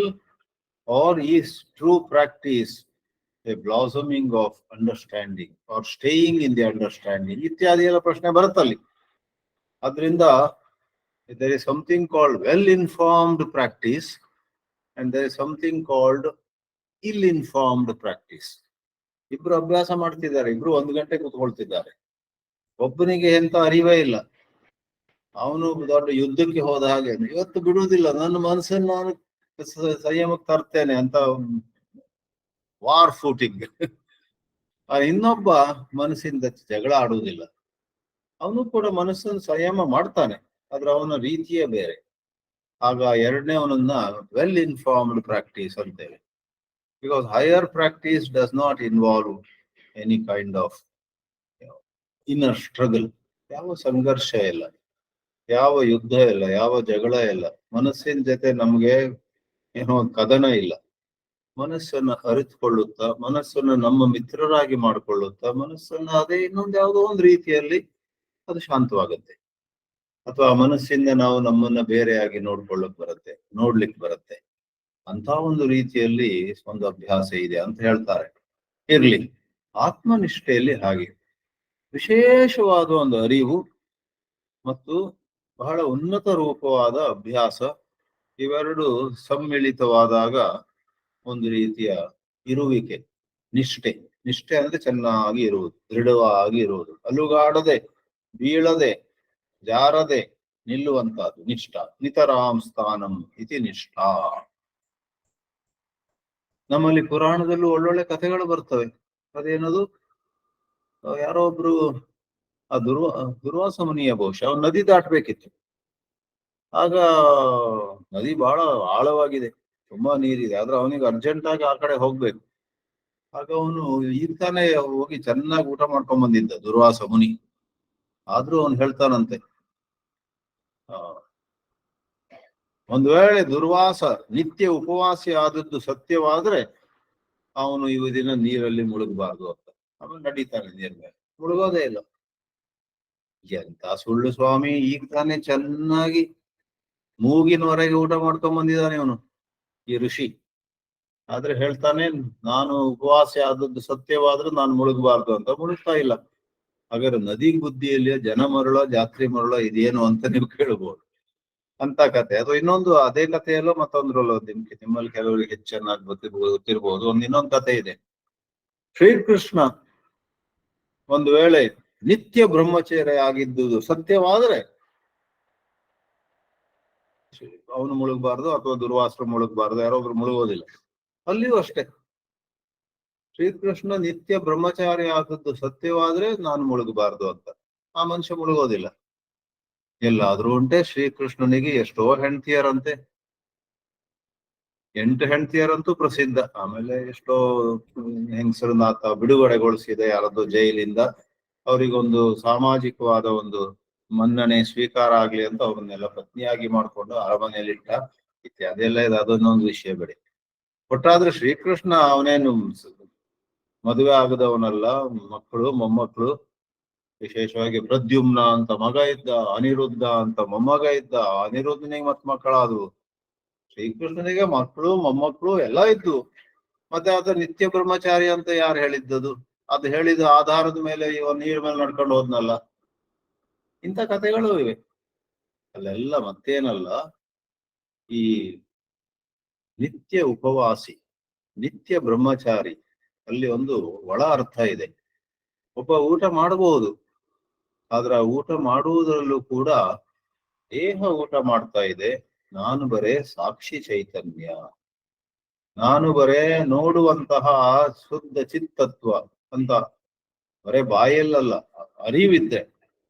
ಅದೇ ಪ್ರಕಾರವಾಗಿ ಒಬ್ಬನಿಗೆ ಪತ್ನಿ ಇರಬಹುದು, ಮಕ್ಕಳು ಮೊಮ್ಮಕ್ಕಳು ಇರಬಹುದು, ಆದ್ರೆ ಆತ ತನ್ನ ಒಳಗೆ ಎಂತ ಒಂದು ಅರಿವನ್ನು ಹೊಂದಿದ್ದಾನಂದ್ರೆ, ಈ ದೇಹ ಊಟ ಮಾಡುತ್ತೆ, ನಿದ್ರೆ ಮಾಡುತ್ತೆ, ಸ್ನಾನ ಮಾಡುತ್ತೆ, ಈ ದೇಹ ಏನೇನೋ ಕ್ರಿಯೆಗಳಲ್ಲೂ ಪಾಲ್ಗೊಳ್ಳುತ್ತೆ. ನಾನು ಈ ದೇಹ ಅಲ್ಲ ಅನ್ನುವಂತಹ ಒಂದು ಅರಿವು ಸಾಧ್ಯ ಇದೆ. ಆ ಅರಿವಿನಲ್ಲಿ ನಿಲ್ಲುವುದು ಪ್ರವಚನದಿಂದ ಅಲ್ಲ, ನಾಯಮಾತ್ಮ ಪ್ರವಚನೇನ ಲಭ್ಯ ನ ಮೇಧಯ ನ ಬಹುನಾ ಶ್ರುತೇನ. ದೊಡ್ಡ ಬುದ್ಧಿವಂತಿಕೆ ಫಿಲಾಸಫಿ ಮೇಲೆ 2000 ಪುಟದ ಪುಸ್ತಕ ಬರ್ದಿದ್ದೇನೆ ಏನಂದ್ಕೊಂಡಿದ್ದೀರಾ ಅಂತೆಲ್ಲ ಆತರ ಹೇಳಿದ್ರೆ ಏನು ಆತ್ಮಜ್ಞಾನ ಆಗುತ್ತೆ ಅಂತ ಗ್ಯಾರಂಟಿ ಇಲ್ಲ. ಪುಸ್ತಕ ಬರಿಬಾರ್ದಂತೂ ಹೇಳೋದಿಲ್ಲ, ಆದ್ರೆ ಪುಸ್ತಕ ಬರೆಯುವುದರಿಂದ ಪುಸ್ತಕಗಳು ಒಳ್ಳೆ ಮಾರಾಟ ಆಗುವುದರಿಂದ ನಿಮಗೆ ದೇಶ ವಿದೇಶಗಳಲ್ಲಿ ಬಂದು ಪ್ರವಚನ ಕೊಡಿ ಅಂತ ಆಮಂತ್ರಣ ಸಿಗುವುದರಿಂದ ಏನ್ ನಿಮ್ಗೆ ಆತ್ಮನಿಷ್ಠೆ ಆಗೋದಿಲ್ಲ. ಆತ್ಮನಿಷ್ಠೆ ಅನ್ನೋದು it's a totally different story. ಅದಾಗಬೇಕಾದ್ರೆ ಅರಿವೇ ಗುರು ಅಂತ ಕನ್ನಡದಲ್ಲಿ ನಾವು ಹೇಳ್ತೀವಿ. ಈ ತರ ಕರ್ತೃತ್ವ ಭಾವ ಇಲ್ಲ, ಭೋಕ್ತೃತ್ವ ಭಾವ ಇಲ್ಲ. ಎಂತಹ ಒಂದು ಜ್ಞಾನ ಉಂಟಾಗಿದೆ ಅಂತ ಹೇಳಿದ್ರೆ ಆ ಜ್ಞಾನದಲ್ಲಿ ಪುನಃ ಗೀತೆಯನ್ನು ಉದಾಹರಿಸುವುದಿದ್ರೆ ಸರ್ವಕರ್ಮಾಣಿ ಜ್ಞಾನಂ ಭಸ್ಮಸಾತ್ ಕುರುತೆ ತಥಾ. ಮಾಡಿದ ಪಾಪವೂ ಕೂಡ ಯಾವ ಒಂದು ಗುರುತನ್ನು ನಿಮ್ಮ ಅಂತಃಕರಣದಲ್ಲಿ ಬಿಡುವುದಿಲ್ಲ. No footprints left on the surface of your ಅಂತಃಕರಣ. ಮಾಡಿದ ಒಳ್ಳೆ ಕೆಲಸವು ಯಾವ ಗುರುತನ್ನ ಚಿಹ್ನೆಯನ್ನು ಬಿಡೋದಿಲ್ಲ. ನೀವು ಮಾಡಿದ ಕೆಟ್ಟ ಕೆಲಸಗಳು ಕೂಡ ಯಾವ ಚಿಹ್ನೆಯನ್ನು ಬಿಡುವುದಿಲ್ಲ. ಏನೂ ನನ್ನ ಲೈಫಲ್ಲಿ ಆಗಿಲ್ಲವೋ ಎಂಬಂತೆ ಒಂದು ಮೌನ, ಒಂದು ಸಂತಸದ ವಾತಾವರಣ ಇರುತ್ತೆ. ಅದು ವ್ಯಕ್ತಿತ್ವದ ಹಿರಿಮೆಯನ್ನ ಆಧರಿಸ್ಕೊಂಡಿರೋದಲ್ಲ. ನೋಡಿ ನನಗೆ ಸಿಕ್ಕಿದ ಸರ್ಟಿಫಿಕೇಟ್, ನೋಡಿ ನನಗೆ ಸಿಕ್ಕಿದ ಮೆಡಲ್, ನೋಡಿ ನನಗೆ ಸಿಕ್ಕಿದ ಪುರಸ್ಕಾರ, ನನಗೆ ಸಿಕ್ಕಿದ ನಾನು ನನ್ನದು ಅಂತಿದ್ದೆ, ಅದು ಬೇರೆ. ಅದು ಇಲ್ಲದೆ ಅದು ಈ ವ್ಯಕ್ತಿತ್ವದ ಆಧಾರದಲ್ಲಿ ಆಗಿರುವುದಲ್ಲ, ವ್ಯಕ್ತಿತ್ವವನ್ನು ಮೀರಿರುವಂತಹ ನಾನು ಮಾತ್ರ ಆಗಿರುವುದು ಅಲ್ಲ, ಎಲ್ಲರೂ ಅದೇ ಆಗಿದ್ದಾರೆ. ಅವ್ರಿಗೆ ಗೊತ್ತಿಲ್ಲದೆ ಇರ್ಬೋದು, ಗೊತ್ತಿರದೆ ಇರ್ಬೋದು, ಅದು ಬೇರೆ ವಿಷಯ. ಆದ್ರೆ ನೀವು ಸಚ್ಚಿದಾನಂದ, ಅವರು ಸಚ್ಚಿದಾನಂದ, ಆ ಬೆಕ್ಕು ಸಚ್ಚಿದಾನಂದ, ಈ ಇಲಿಯು ಸಚ್ಚಿದಾನಂದ, ಎಲ್ಲವೂ ಕೂಡ ಬ್ರಹ್ಮತತ್ವ ಅಂತ ಒಂದು ಅರಿವಿದೆ. ಅದನ್ನ ಶ್ರವಣ ಮಾಡ್ಬೇಕು, ನೀವು ಮನನ ಮಾಡ್ಬೇಕು. ಗುರುಗಳಿಂದ ತಿಳ್ಕೊಂಡಾಗ ಎಷ್ಟೋ ಮಟ್ಟಿಗೆ ಸ್ಪಷ್ಟತೆ ಬರುತ್ತೆ. ಆಮೇಲೆ ಅದರಲ್ಲೇ ಮುಳುಗಿ ಹೋಗದೆ ಅಭ್ಯಾಸ ಮಾಡ್ಬೇಕು, ಸುಮ್ಮನಿರುವುದನ್ನು ಕಲ್ತ್ಕೊಳ್ಬೇಕು. ಶಾಂತವಾಗಿ ನಮ್ಮ ಮನಸ್ಸನ್ನೇ ಗಮನಿಸುವುದನ್ನ ಕಲ್ತ್ಕೊಳ್ಬೇಕು. ಶಾಂತವಾಗಿ ಒಂದು ಹುಲ್ಲುಕಡ್ಡಿಯನ್ನು ಎತ್ತದೆ ಸ್ವಲ್ಪ ಕಾಲ. ನಮ್ಮಲ್ಲಿರುವ ಬೇರೆ ಬೇರೆ ಅರ್ಜಸ್, ಏನೋ ತಿನ್ಬೇಕಂತ ಮನ್ಸಾಗುತ್ತೆ, ಏನೋ ಹೋಗಿ ಕುಡಿಬೇಕಂತ ಮನ್ಸಾಗುತ್ತೆ, ಯಾರಿಗೂ ಫೋನ್ ಮಾಡೋಣ, ಏನೋ ಒಂದು ಇಮೇಲ್ ಉತ್ತರ ಕೊಡೋಣ. ಅಯ್ಯೋ, ನಮ್ಮ ಜೀವನ ಗೊತ್ತಲ್ಲ, 2ನೇ ಬಾರಿ ಹೇಳ್ಬೇಕಾಗಿಲ್ಲ. ಎದ್ದಾಗಿಂದ ರಾತ್ರಿವರೆಗೆ ಏನೆಲ್ಲಾ ಮಾಡ್ತಾ ಇರ್ತೇವೆ ನಾವು. 2 ನಿಮಿಷ ಸುಮ್ಮನೆ ಕೂತ್ಕೊಳ್ಳಿಕ್ಕೆ ಆಗುದೇ ಇಲ್ಲ. ಕೆಲವರೆಲ್ಲ ಪ್ರಯತ್ನ ಮಾಡ್ತಾರೆ ಸುಮ್ಮನೆ ಕೂತ್ಕೊಳ್ಳಿಕ್ಕೆ, ಕೂಡಲೇ ನಿದ್ದೆ ಬರುತ್ತೆ. ಕೆಲವರಿಗಂತೂ ನಮ್ಮಂತ ಪ್ರವಚನಗಳಿಗೆ ಬಂದಾಗ ನಿದ್ದೆ ಬರುತ್ತೆ. Let me not go to ಹಾಸ್ಯ. ನಿದ್ದೆ ಬಂದ್ಬಿಡುತ್ತೆ, ಸುಮ್ಮನೆ ಕೂತ್ಕೊಳ್ಳೋಕ್ ಆಗಲ್ಲ ಅವರಿಗೆ. ಆದ್ರೆ ಆತ್ಮನಿಷ್ಠೆಯನ್ನು ಅಭ್ಯಸಿಸುವಾಗ ನಾವೇನೋ ಕೆಲಸ ಮಾಡ್ತಿರುವಾಗ ಇರಬಹುದು ಅಥವಾ ಏನೋ ಮಾಡದೇ ಇರುವಾಗ ಇರಬಹುದು, ಒಳಗೊಂದು ಅರಿವು ಸಕ್ರಿಯವಾಗುತ್ತೆ. ಆ ಅರಿವು ಟೇಕ್ಸ್ ಪ್ರಿಸಿಡೆನ್ಸ್. ಆ ಅರಿವು, ದಟ್ ಜ್ಞಾನ, ಪ್ರಿಸಿಡೆನ್ಸ್ ಅಂತ ಹೇಳಿದ್ರೆ ಅದು ಎಲ್ಲಕ್ಕಿಂತ ಮೇಲ್ ಬರುತ್ತೆ. Rest of it is behind, below, beneath. ಅದಕ್ಕಿಂತ ಅಗ್ರಗಣ್ಯವಾಗುತ್ತೆ ಅದು ಮುಖ್ಯವಾಗಿ, ಅಲ್ವೇ? ಹೇಗೆ ನಮ್ಮಲ್ಲಿ ಭಕ್ತಿ ಉಕ್ಕಿ ಬಂದಾಗ ಒಂದು ದೇವಸ್ಥಾನಕ್ಕೆ ಹೋದಾಗ ಆ ದೇವರನ್ನ, ತಿರುಪತಿ ಹೋಗಿದ್ದೇವೆ, ವೆಂಕಟೇಶ್ವರನ್ನು ನೋಡ್ತಾ ಇದ್ದೇವೆ, ಆಗ ಪ್ರಪಂಚವೇ ಇಲ್ಲ ಅನ್ನೋ ರೀತಿಯಲ್ಲಿ ಒಂದು ಪ್ರೀತಿ, ಒಂದು ಸಂತೋಷ ಉಂಟಾದ್ರೆ ಒಂದು ಕ್ಷಣ ಎಲ್ಲ ಅಷ್ಟರೊಳಗೆ ಜರ್ಗಂಡಿ ಅಂತ ದೂಡಿದ್ರು ಇರ್ಲಿ, ಆದ್ರೂ ಒಂದು ಕ್ಷಣ ಅಂತದ್ದು ದೇವಸ್ಥಾನ ಎಷ್ಟು ದೊಡ್ಡದು, ಆ ದಿವಸ 1000 ಜನ ಬಂದ್ರು, ಹೊರಗೆ ಎಂತೆಂಥದೆಲ್ಲ ಇದೆ, ಬೇರೆ ಏನೆಲ್ಲ ನೋಡ್ಲಿಕ್ಕಿದೆ, ಅದೆಲ್ಲ ಮರೆತು ಹೇ ಶ್ರೀನಿವಾಸ, ಹೇ ವೆಂಕಟರಮಣ ಅಂತ ಒಂದು ಬಂದ್ರೆ ನೋಡಿ, ಆ ಪ್ರಕಾರ ಭಕ್ತಿಯಲ್ಲಿ ಹಾಗಾಗತ್ತೆ. ಜ್ಞಾನದಲ್ಲೂ ಕೂಡ ಅದು ಮುಖ್ಯವಾಗಿ ಅದನ್ನು ವಿವರಿಸ್ತಾ ಇದ್ದೆ. ನಾನು ಕರ್ತೃವೇ ಅಲ್ಲ, ನಾನು ಭೋಕ್ತೃವೂ ಅಲ್ಲ, ನಾನು ಸಾಕ್ಷಿ ಮಾತ್ರ ಅನ್ನುವಂಥ ಅರಿವು ಎಲ್ಲಕ್ಕಿಂತ ಮೇಲೆ ಎದ್ದು ಅದೇ ಪ್ರಕಾಶಿಸಿರುತ್ತೆ. ಅದು ಆತ್ಮನಿಷ್ಠೆ. ಆ ಆತ್ಮನಿಷ್ಠೆ ಈ ಮೊದಲು ಹೇಳಿದಂತೆ ಮೋಚಯೇತ್ ಸಕಲಾನ್ ಬಂಧಾತ್, ಮೋಚಯೇತ್ ಸಕಲಾನಿ ಬಂಧನಾನಿ ಆತ್ಮನಿಷ್ಠ ಏವ ಕೇವಲಂ ಅಂತ ಮಾತು ಅಲ್ಲಿ ಬಂದಿದೆ. ಆ ಪ್ರಕಾರ ಈ ಪಾಪ ಪ್ರಜ್ಞೆ ಮತ್ತೇನಲ್ಲ, ಅದೊಂದು ಟ್ರಬ್ಲಿಂಗ್ ಥಾಟ್. ಆ troubling thought will not trouble you anymore. ಅನಾವಶ್ಯಕವಾಗಿ ಎದ್ದೇಳುವುದಿಲ್ಲ. ಒಂದ್ ವೇಳೆ ಯಾರು ನೆನಪಿಸಿಕೊಟ್ರು, ಓ ಸ್ವಾಮಿ ನಿಮ್ಗೆ ಗುರ್ತಿದೆ ನನಗೆ, 2008ನೇ ಇಸ್ವಿಯಲ್ಲಿ ಅಲ್ಲೊಂದು ಏನೋ ನೀವು ಮಾಡಿದ್ರಲ್ಲ ದೊಡ್ಡ ತಪ್ಪು ಕೆಲಸ, ನನಗ್ ನೆನಪಿದೆ. ಈ ಊರಲ್ಲಿ ಬೇರೆ ಯಾರಿಗೆ ಗೊತ್ತಿರ್ಲಿಕ್ಕಿಲ್ಲ, ನನಗೆ ಗೊತ್ತಿದೆ ನೀವು ಮಾಡಿದ ಕತೆ ಅಂತ. ಯಾರು ನಿಮ್ಮನ್ನ ಏನ್ ಹೇಳ್ತಾರ ಅದಕ್ಕೆ ಮೂದಲಿಸಿ ಏನೋ ಮಾತಾಡಿದ್ರೆ ಆಗ ಕೂಡ ಹೌದು ಹೌದು ನಿಮ್ಗೆ ಗೊತ್ತಿದ್ಯಾ, ಹೌದೌದು ಆ ಕಾಲದಲ್ಲಿ ನನಗೆ ಅಜ್ಞಾನ ಇತ್ತು, ಆಗ ನನ್ನಿಂದ ಆ ತಪ್ಪಾಯ್ತು, ಆದ್ರೆ ದೇವರ ದಯೆಯಿಂದ ಈಗ ನಾನು ಚೆನ್ನಾಗಿದ್ದೀನಿ, ಈಗ ಆ ಪ್ರಕಾರ ಮಾಡುವ ಆಲೋಚನೆ ಇಲ್ಲ. ಆಮೇಲೆ ಬಹಳ ಎಲ್ಲ ಆಗಿದೆ ಬಿಡಿ, ನಮ್ಮ ಒಳಗೊಂದು ಬೆಳವಣಿಗೆ ಆಗಿದೆ ಸ್ವಾಮಿ, ನಿಮ್ಗೆ ಬೇಕಾದ್ರೆ ಕೂತ್ಕೊಂಡು ಮಾತಾಡೋಣ ಅಂತ ಶಾಂತವಾಗಿ ನಿಮ್ಗೆ ಹೇಳುವ ಸಾಮರ್ಥ್ಯ ಬರುವಂತ ಒಂದು ಸನ್ನಿವೇಶ ಇದೆ. ಅದರಿಂದ it's not really erasure of memory, but it becomes memory which doesn't trouble you. ಆ ಸ್ಮೃತಿ ನಿಮ್ಮನ್ನ ಬಾಧಿಸುವುದಿಲ್ಲ ಅಥವಾ ನಿಮ್ಮನ್ನ ಯಾವುದೋ ರೀತಿಯಲ್ಲಿ ಶೋಭೆಗೆ ಒಳಗಾಗಿಸುವುದಿಲ್ಲ. ಅಂತ ಒಂದು ಮನಸ್ಸು ಅನ್ನುವಂತಹದ್ದು ತನ್ನ ಸ್ಥಾನದಲ್ಲಿದೆ. ಮನಸ್ಸು, ಅದರ ನೆನಪುಗಳು, ಅದರಲ್ಲಿರುವಂತಹ ಎಷ್ಟೋ ಹಿಂದಿನ ತಿಳುವಳಿಕೆ, ಹಿಂದಿನ ಜ್ಞಾನ, ಹಿಂದಿನ ಅರಿವು, all of them are in their place, but you are at a higher place.